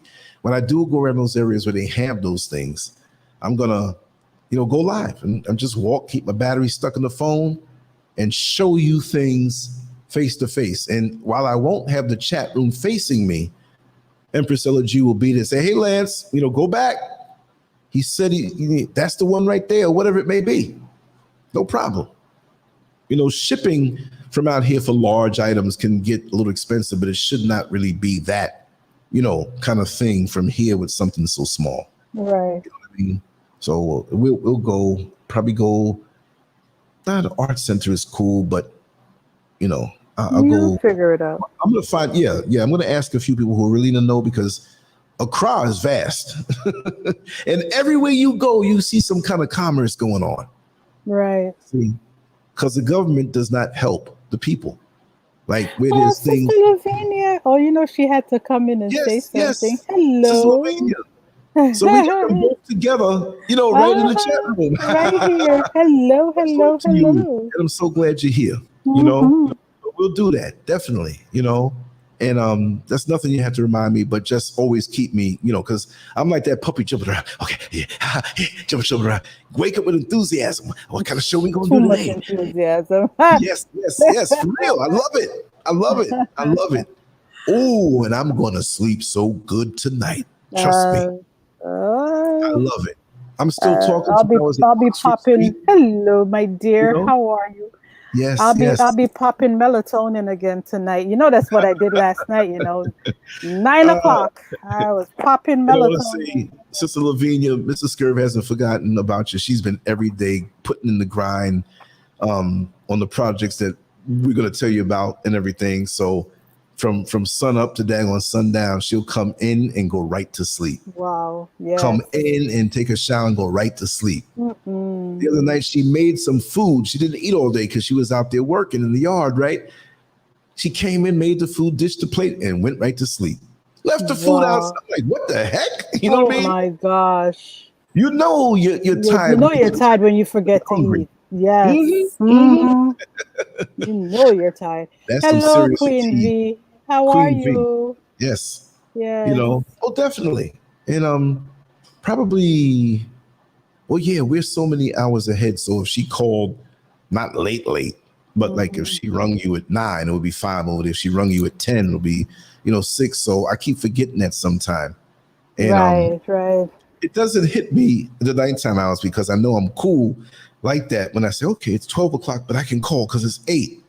But what messes me up when I jump up in the morning, I think it's the morning for the whole world. So if I'm like, I'm going to call, like I'll call Mr. Political, and it was 8 o'clock in the morning for me. And it was like, hey, brother. Everything all right? I'm like, it's 4 o'clock in the morning over there. I'm sorry, man. It's okay, brother. I was over here watching the movie and dozing off. Oh, man. Yeah, I know those calls. And he was tired, but you know what? He talked to me for about an hour. Oh, wow. Like, man, we should have recorded this. Mm-hmm. Brother, I got so much for you. He was just like a tad slower, in the speech. Yeah. You know what I mean? But yeah. Oh, boy. I love it.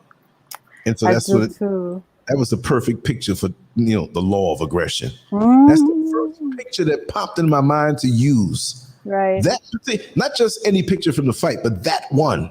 Yes. Seared in my subconscious mind. It's like, that's the ultimate. Look at, he's about to hit him with a left hook. And it's right in front of his face. And Tommy Hearns anticipates it. But he's still trying to throw his fist. Look at the chest muscles. He's not relaxed or anticipate. He's still coming forward. Like, what have you thrown at me? I'm throwing at you back. Right. You know what I mean? Exactly. And that's how we have to be in life, because you know what? We can blink. If he blinked when that punch was thrown right so close to his face, he wouldn't see it coming. True. So even still, things come to us unexpected, and we have to anticipate, but we don't live our life in fear. We're Right. not supposed to. Even though these things come at us constantly, we don't know what's around the corner. Tragedies and different things. I don't harp on those things. They will come, and we have enough inside of us if we learn the lessons in our life to deal with them. But look at the good part of life that comes to us. You know what I mean? Exactly. Like we lose someone, or we take a setback on a job, or there's certain things that sting so hard. But look at what you had, or have, or what has come out of certain situations, and how you're blessed with the things out of that situation that you wouldn't have if it wasn't for that situation or for that person. Exactly. Like I told you what happened to me with my old girlfriend, that did not overshadow the good times that we had. That did not overshadow the belly laughs that we had, and the exploration, and going to Manhattan and having fun and laughing. It was always like that. Right. Right. So I'm not gonna let anything that came after mar all of that. Right. You have to keep these experiences compartmentalized, so it doesn't seep over into the next section, just like that paper plate that has the little dams in it. Mashed potatoes on one side and the chicken on the other, and the string beans on the other. Yes. So don't let the bad things that happen afterward and you turn around, well, that nigga wasn't nothing to me anyway. He ain't matter to me. Yeah. Even though my old girlfriend did me wrong at that point, in a righteous way, and she's deceased now, I look back and I say, you know what? Like you asked me, she said, you loved her. And I said, yeah, I loved her. But I will say now that I do love her. I can say that in a righteous way in front of my wife, because it's not something that if she came back and materialized, okay, Mr. Scurv, I'm out of here, I'm going back with her. No, it would not be that way. So you must speak in the present tense, because as they say, God is love. And I'm using the word God, not in the European sense, but whatever it is that made me, that's righteous, and supplied me with a beautiful planet with all the fruits hanging and all the places that I can grow things and build structures, whatever. But if God is love and love goes on forever, love transcends any situation. It transcends what they call death, which is only transition. Right. It transcends even when you have a spat with somebody. Just look at the good. Don't mean you're a simp or a chump or weak. Because like I said, I can't go 15 rounds, but I'll give you hell for 3 on any level. Mentally, physically, spiritually, and emotionally. Because I'm breathing emotionally. If I felt a cry coming on because of love and appreciation and passion, let it flow. So true. I mean, you see a brand new car driving and look out the exhaust pipe and it's water dripping. It's crying. It's breathing. It's functioning. It's keeping you nice and cool. Exactly. When you laugh, that's just another form of crying, but it comes out a different way. You see what I mean? It just comes out a different way. We think crying is just sadness. Right. I have laughed at a tragic situation, maybe of something that happened to me so hard that after a few seconds, the pain of that situation came out, and I'm like, you know what I mean? Not necessarily like that, but I illustrated that because of that point. Okay. Right? So, yeah, so we have a lot of things that we need to go back and open the case on it. Yeah. And whatever the decision was made at that time, because we didn't have the wider scope of perspective, we need to go back and alter some things. Exactly. I'm not ever saying forgetting or just making it seem like, oh, it was so pristine and it's perfect now. No, it may not have been. Don't lie to yourself either and try to cover up and make it seem like it is. Right? Exactly. But just be realistic. Like I say personally, if you take a big 8-foot canvas, because I'm going to be doing some real paintings with paint on an 8-foot canvas by 4.5 feet or whatever have you. You take that canvas and paint a beautiful picture, and you stand up to it. Say you put it on the wall, and the paint is dry, and you go and put your physical nose on that picture, you can't really see the picture. Of course because not. you're so close to it. Exactly. Right? You got to pull away from the picture and back up a few feet. Backing up 1 feet's not going to do nothing for you. True. But you go back on the other side of the room, step back 15, 20 feet on a canvas that big, and you see the picture in its full majesty. But that one little part that you were close to may not be something you thought was favorable, but you see its place in the overall picture when you step back. So how many of us thought that our childhood was rotten and realized we were blessed with a wonderful childhood when you step back and see other situations? And how many people out there have been in rotten situations and didn't know it? Listen, and so everybody else could see it except protected you, right? That's how things work. So we gotta learn to look at things from all angles and really focus on the best angle. Right. And sometimes the best angle doesn't come to us. I mean, look, Joe Jackson literally, I won't say tortured, but he beat and kind of forced them to perform. And we look at him like he is bad. And we know that those things with children are bad. He's making them live out what he wanted. But we would have never had a Michael Jackson or the Jackson 5. So out of tragedy, there's something that came good, although let's focus on Michael for a second. They messed him up. Look at what he turned into. And look at how many people don't understand and make fun of him. And I've been guilty of that in the past. I never said he was molested. I never thought that, never even felt that he did anything bad like that. But, sometimes I'm like, when he first started changing his appearance, it was because of something that was going on the inside. But we don't realize that sometimes. And we don't realize that if you really have sympathy and are an empath, and I think most Black people are empaths to more or less a degree, depending on how much into the carnal world they are in. Right.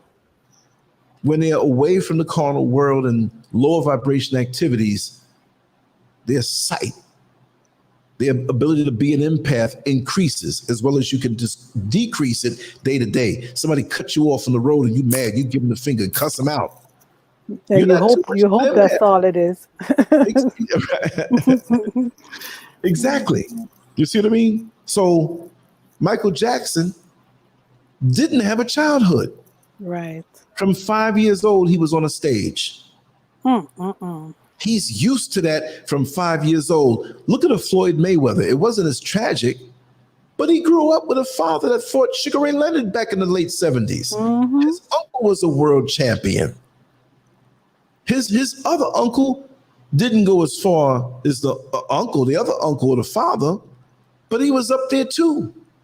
You grew up around the smell of the leather gloves and the sounds of the gym, the speed bags, the heavy bags, the hot gyms and the sweat. And you watch your father and your family do little things. They throw you a little curve, learning something, and you absorb it. This is second nature to you. How you gonna drown a duck? When they got the special feathers and the ability to swim, but it's a bird. It ain't no fish. But you ain't gonna drown it. I mean, yeah, you can drown it. You go hold it down into the water and don't let it breathe, but water is second nature for it. So with Michael Jackson, entertaining was second nature, but there was pain with that. And so how many of us can deal with that level of fame that came eventually, that came out of pain and pressure and losing your childhood? He did not have a childhood. So as he got older, things that were childlike fascinated him. Right. He was an artist and he used that to his advantage, but there was something missing and it wasn't his fault. But he paid the ultimate sacrifice. So imagine Michael Jackson had a loving father, and the mother wasn't evil, but she was subservient to the father. She knew the dirt that was going on, but she didn't really say nothing about it. It kind of went along.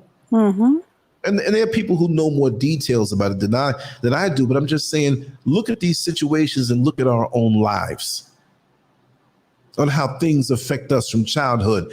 That kid couldn't breathe, and the rest of the brothers went through the same thing, but him being so young, Yeah, it affected him totally affected different. him more. Mm-hmm. Mm-hmm. They'd be in hotel rooms traveling, going to different places to perform, and he or the brothers or whoever put their ear on the wall because he's in the room next door, and they hear him grunting and groaning and some woman making noise like she's in ecstasy, but they know the mom is home. How do you think that affects them? My God. Without a childhood. And then how could you imagine a young Michael seeing? See, we probably would have never, ever known who a Michael Jackson was if he, like I said, grew up with a father who was loving and a balanced home. And for those who may have a lawn, which a lawn doesn't mean anything, you could have grown up in the projects and still had a loving home. But just say he had all of that, had friends, had toys during the holidays and good meals and good memories. Imagine that. And came up with love and respect and a father who taught him things but didn't beat him to perform, but stayed on the righteous way, in a loving way, with a firm hand. Mm-hmm. We would have never known who he was. And he probably would have sung well, but not as good, because he wasn't pushed over the limit like that to sacrifice your youthful energy. Beat, locked up in your room. You better practice. And when you make a mistake, your father, it's almost like he hates you. You better be perfect. Always living under that threat. And then now you have money and fame, but can you really enjoy it when you're scarred like that? Like I say, it's tragic and it's a really extreme comparison. But you as a woman walk down a particular street that you're very comfortable walking down. You've been walking down the street for years. And one day you walk past a dark alley that was never a threat to you, and someone pulls you in the alley, smashes the light bulb. You realize that there are two other men there and they gang rape you. Oh, God. Not even just that, but as they're doing it, they're beating you like they hate you. Imagine the feeling of helplessness. Imagine the pain and the shock and the sense of being violated beyond measure. You are ripped from your secure world into some place that you never thought you would understand. And now you're left for dead. Frightening. And you crawl out of there. And you make your way home. And you internalize this and don't run to call the cops. Some do, and just think of how many won't. Because they'll feel some kind of bad feeling like it was their fault. And when their father sees them and says, baby, what happened? And goes to hug them, do you think that she wants to be hugged by a male? Nope. And he may not understand it at that point. And the shower she takes lasts 4 hours because she wants to scrub the violation off of her. So we got to really look past a lot of situations when, say now we see that woman and she's walking down the street, but she refuses to go down that street. She starts freaking out. Yep. And we don't know why. You tell a joke that's innocent and that other person in your life breaks out crying. What triggered it? You didn't know. You have to be careful and show love in these situations. Yeah. Say, sweetheart, you know, whatever I said that upset you, know that I did not say anything on purpose. I know quite possibly it reminded you of something that was a place of pain. And maybe not now, but I want you to talk with me and let me know all about it, that it's okay with me. Not what happened to you, but it's okay that maybe I have to go back and where I go because I don't want to knock the scab off or open up the wound again. How many of us are that sensitive? Not too many. Now, many in the chat room who I see, I know they are, and they're very loving people here. But in this world, the way it is, we just forge through and think we can stick a label on something, and that's what it is. Oh, man, that bitch sort of walking down the street, man, and that bitch crying, man, that bitch crazy. No, you're damn shallow and you're stupid. Or they Can't expect think. you to tell them stuff Right. that And is even if difficult. a person did tell somebody who would talk, that bitch crazy. You tell them, can they process this thing? Nope. Like we see in this book, you have this egomaniac, this aggressor who is actually going through pain. But he has to control everything around him in order to not Exactly. get in pain. See, I can be vulnerable.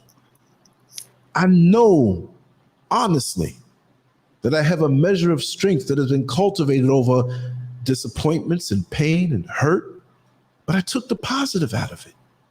I've taken major losses. If you asked me when I was 17 or 18 years old, that I'd be 58 and a half years old and maybe not be a trillionaire by this point. I never rated things according to money, but I thought, like, it's going to happen like this. Like the saying goes, and I'm going to use the God word again. If you want to make God laugh, Make a tell plan. him your plans. Like, oh, really? You're telling me and I already know what I'm doing? Tell him your plans.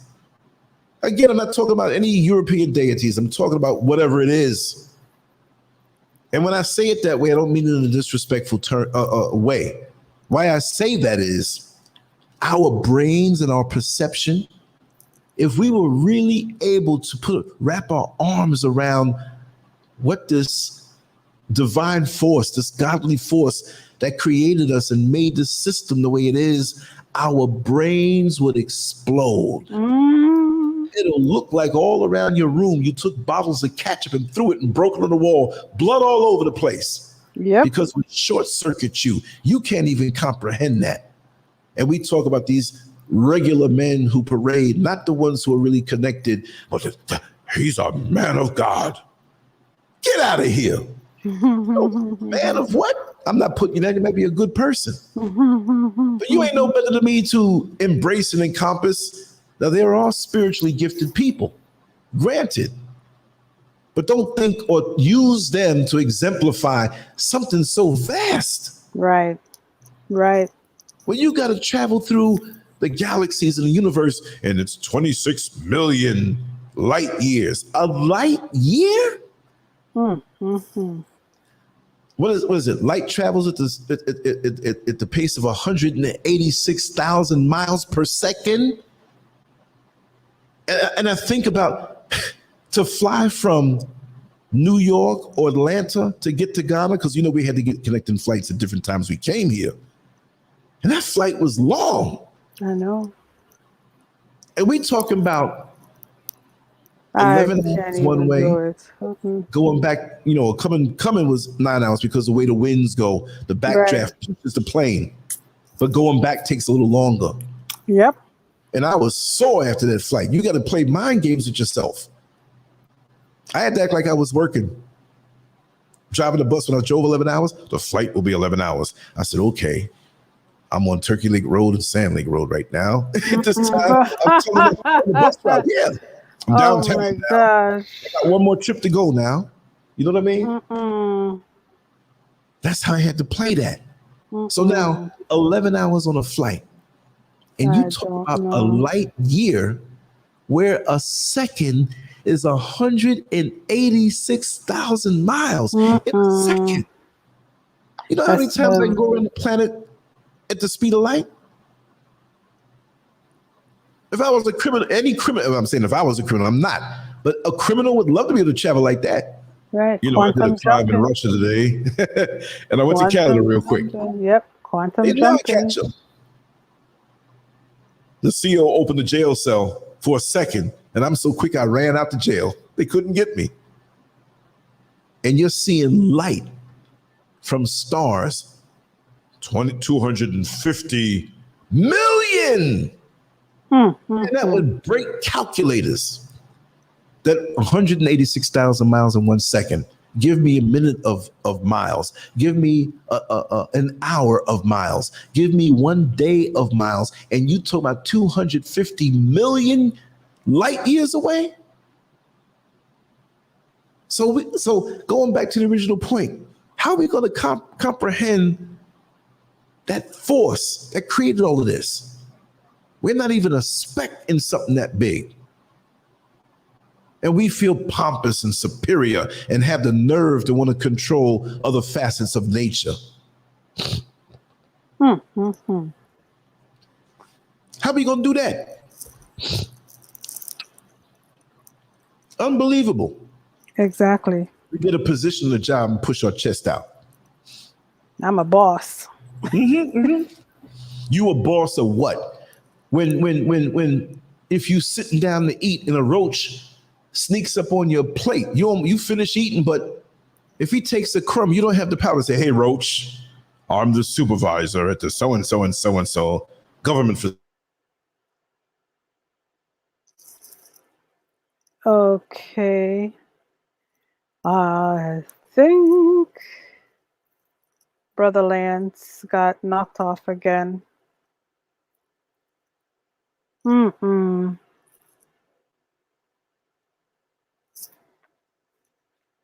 Let's see. Yeah, it seems like that's what's happening. Whew. This was so good. Unbelievable. I really wanted him. I don't know. I think we're going to stop here. Guys, if anybody is interested in reading further, because it really gets deep into how we need to handle our own aggressions and how we need to spot certain type of aggressions in other people. The book is called The Laws of Human Nature by Robert Greene. The Laws of Human Nature by Robert Greene. You could pick it up on Amazon or eBay. You can, excuse me, you can get a used copy on eBay for very little, not so expensive. You can go on Amazon and get it. Or if you don't mind reading it off of your electronic device, you can download a PDF version of it from pdfdrive.com. You can download a version from there, and you can have it so that you can follow along with us as we do this. We're reading from chapter 16 right now. So that's what I would recommend if you don't feel like buying a book or waiting for a book to come in the mail.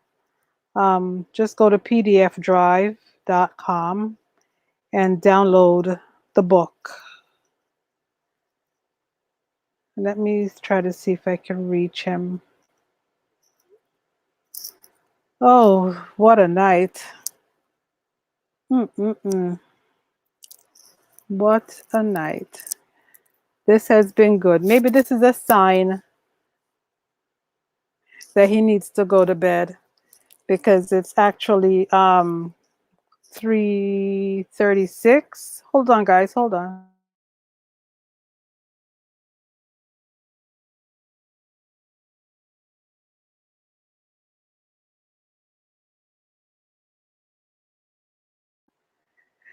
He'll be back, guys. Oh, here he is. He's back. Yay. Sorry to cut you off. I just jumped back in like that. There was That's a glitch. okay. There was a glitch in the tabletop modem. The other one is charging up, and I don't need that other one. The mobile, the small mobile, but the one on the tabletop. That right. That's okay. That's the internet's way of saying, just shut up, man. You just rambling. That's right. That's what I just said. I said maybe this is a sign that you need to just Yeah. Because when I get like this, you'll look around. It'll be like 6 o'clock for me. Like right now, for me, it's 6:37 a.m. Right.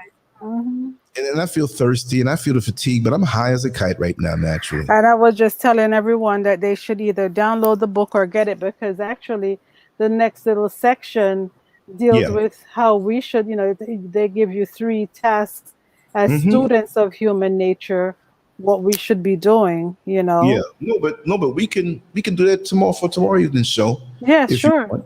I don't mind. Yeah. I mean, we can flow like this because, it triggers me off. Meaning, like, I start talking, but, I'm like, man, what? My mind, my head just goes, you know what I mean? Right. Because it talks about a lot of things. It goes into passive aggression. It's strategies and how to counter them. So, I mean, that's just to show you passive aggressiveness is not something that you want to entertain. It just goes into a bunch of different types of aggression, which I think is going to be real fun if we want to continue this tomorrow we'll night. continue. I'll just change the banner around so it doesn't look the same. Like right. The same picture, the same banner. It might even be boxing. It might be like a snake biting a rodent or something aggressive. You know what I mean? You know, something. You know. But I will create, not tonight, because like I said, I'm gonna jump into bed, sleep. I'll get up like about an hour before, and I'll make the banner. Do you need me to? Now, if you don't see the link, you know, it'll because if I stay up and do it tonight, I ain't going to bed till like you're about not going to bed until 12 o'clock. Yeah. No, 2 o'clock, because you'll be up for the show. I know. That's because you know what, the kind of way I was rambling is how my brain goes in 5 different tracks, not just like one track. No, that's the way it goes. Like once I start talking to get on a certain track, and I start thinking about something else and thinking something artistic and thinking something to write, and the website, I got to go in there and change this, or I got to pay for this bill, or do. It never ends. But I love it. It's not a tormented thing. I just love it. Well, it's your brain. You've been living with it for 58 years. Got about 1,000 years worth of data. I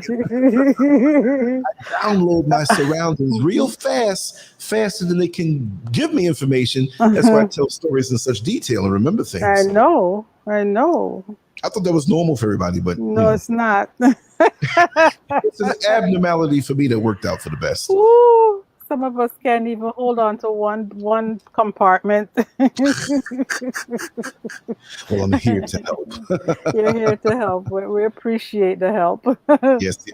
But I can hear the fatigue in your voice, and I know there may be some who are not as fatigued right now, because in 20 minutes it'll be 12 midnight for those on the East You can hear the fatigue. I'm dragging. My voice is dragging now. Because I worked you today from early today. Yes, and you worked you did extra on the show, which is good. And you know, that little monologue I said I was going to do, I'll wait till tomorrow. You know, I got a lot of little things to talk about. Okay. I mentioned it before we go, just like when I said about African spirituality, they put a blanket over things that are occult. Now, I'm not saying all African spirituality, no matter how they do what they do, is the occult. And a lot of folks got me wrong on that. They usually do. They don't listen. That's the problem.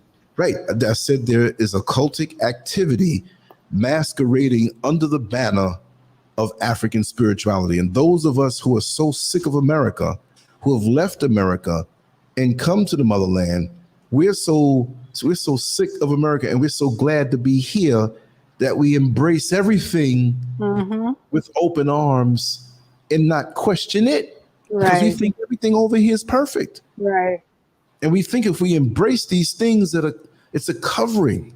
Not all of it, but I would say the majority of it, over 51%. Right. Test the spirits. Be careful who you embrace, because they will talk righteous. And I know individuals here who came over, and it's not for me to assess, but from really and truly what I can see, they done found themselves caught up in something that is not.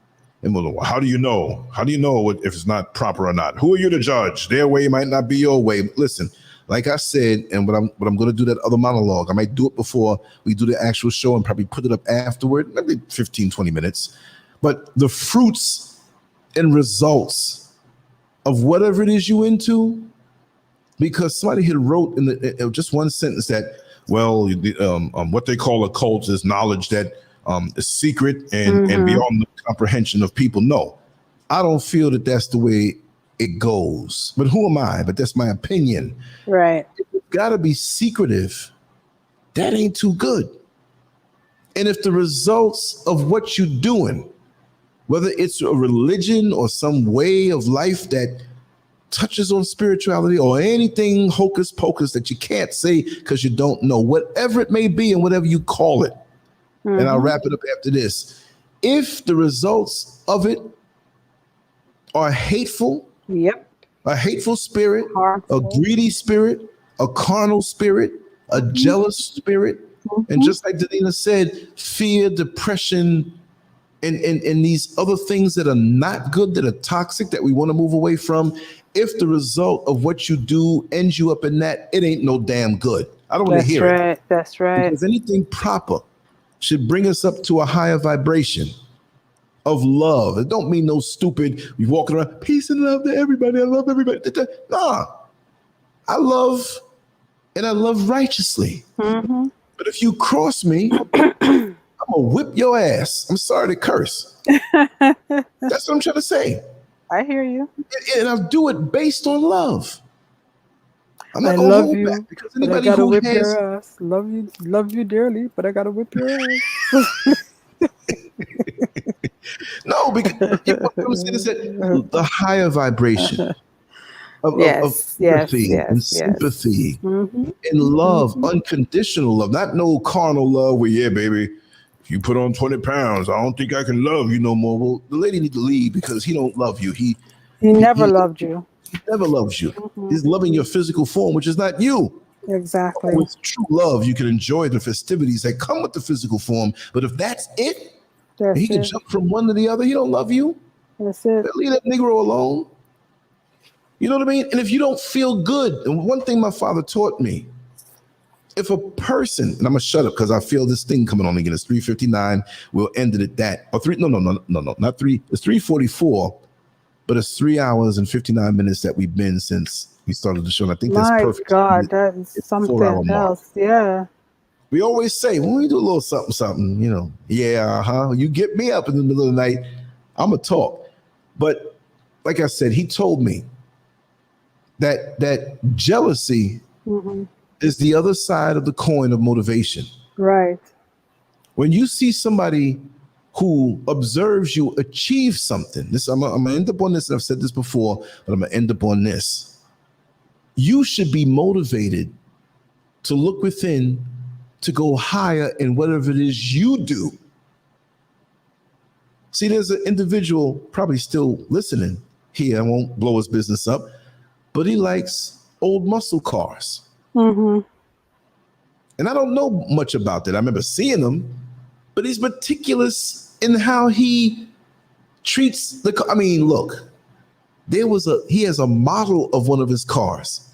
And on the model, there's a little piece that he couldn't find, a little tiny thing he couldn't find. You know, because with most muscle cars or any classic car, you can order things, they find it here and there. Right. So that's he true. printed a lookalike of this little label, not a label, but little plastic metal thing that to put it exactly on the side to look authentic. We're talking detail.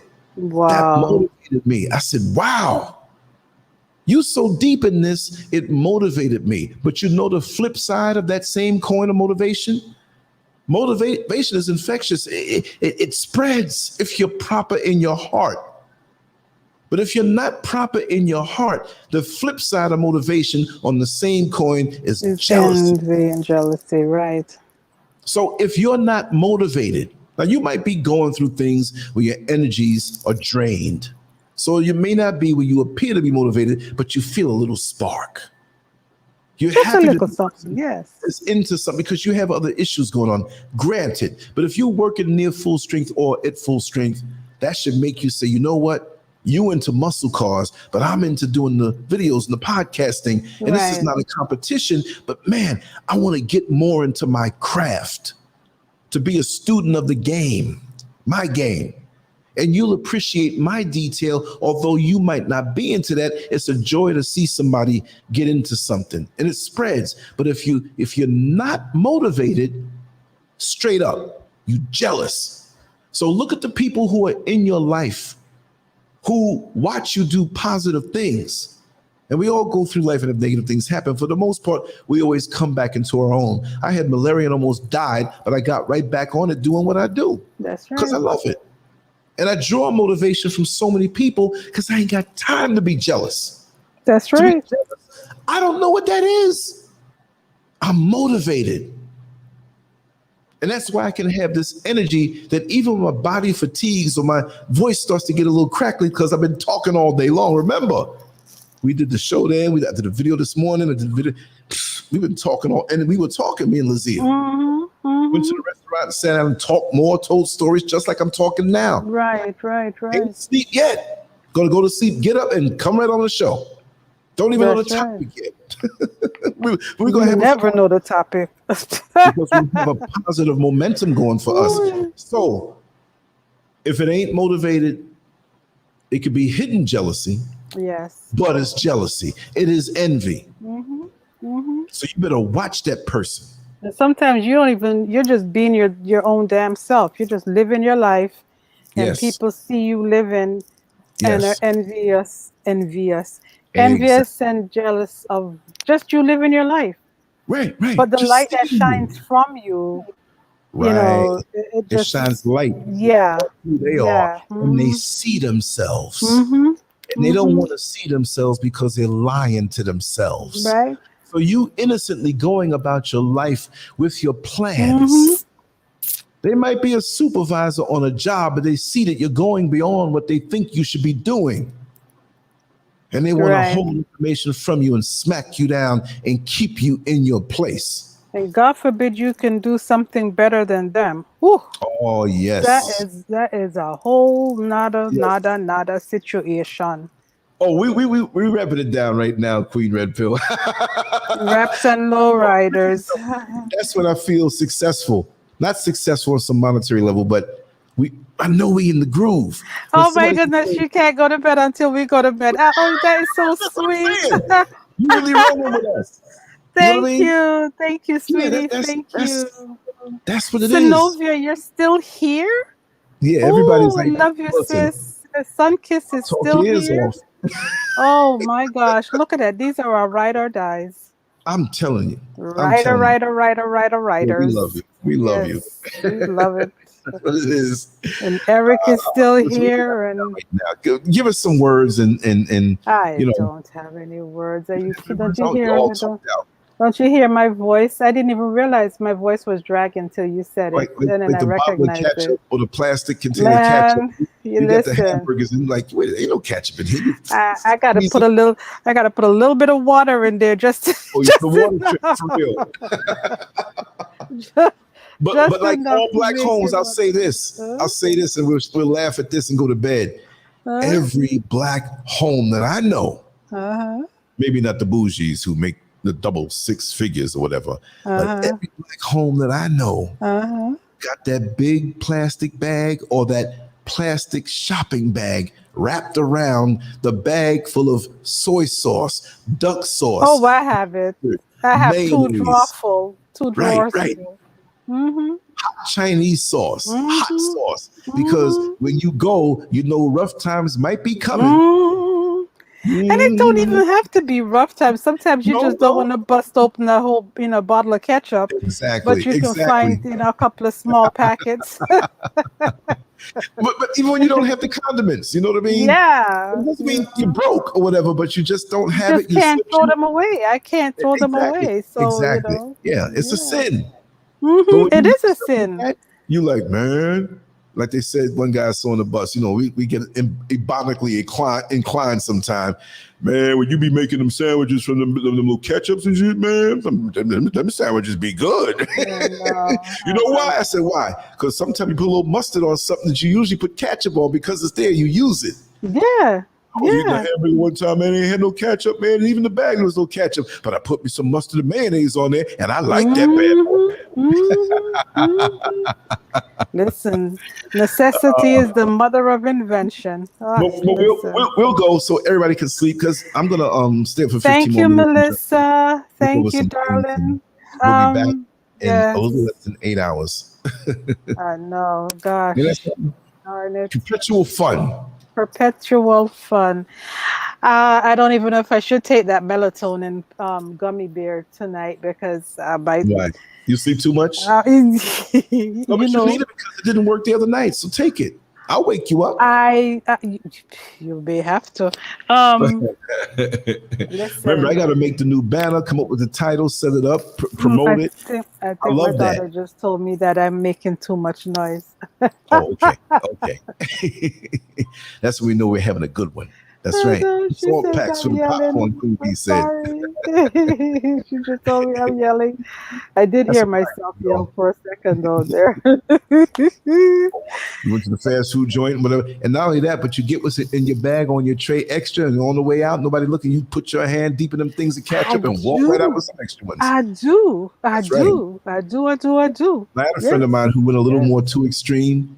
He brought a gallon of an empty gallon jug that had like fruit juice and the cheap fruit juice, and it had the kind of lid that when you popped it off, it can't go back on and stay. Like you pull it around it, and he had it in there, and he would go when it was half empty and go by the soda machine. Guess what? He'd fill up soda. Yes, he would. Yeah. No. And he knew how to push part of it to make more syrup, so it's super sweet. So he had to dilute it with carbonated water when he got home. No. He said, man, I got about 3-4 weeks of that. Or he would just steal the syrup. No. Yep. No. Yep. Nice guy though, but you know. Hey, whatever works. Exactly. I ain't got time to judge. On y'all for a little bit so we can get, we gonna keep talking. I'm high right now. Good night, y'all. Good night, everyone. You know? Yeah. Mm-hmm. All right, sweetie. All right. Okay, Brother Lance. Take care. We're gonna go to sleep for good this time. I know. All righty. All right. Queen Red Pill, you can go to sleep now. Have a good night, everybody. They glad to hear that music tonight. Like, yeah, we go to sleep.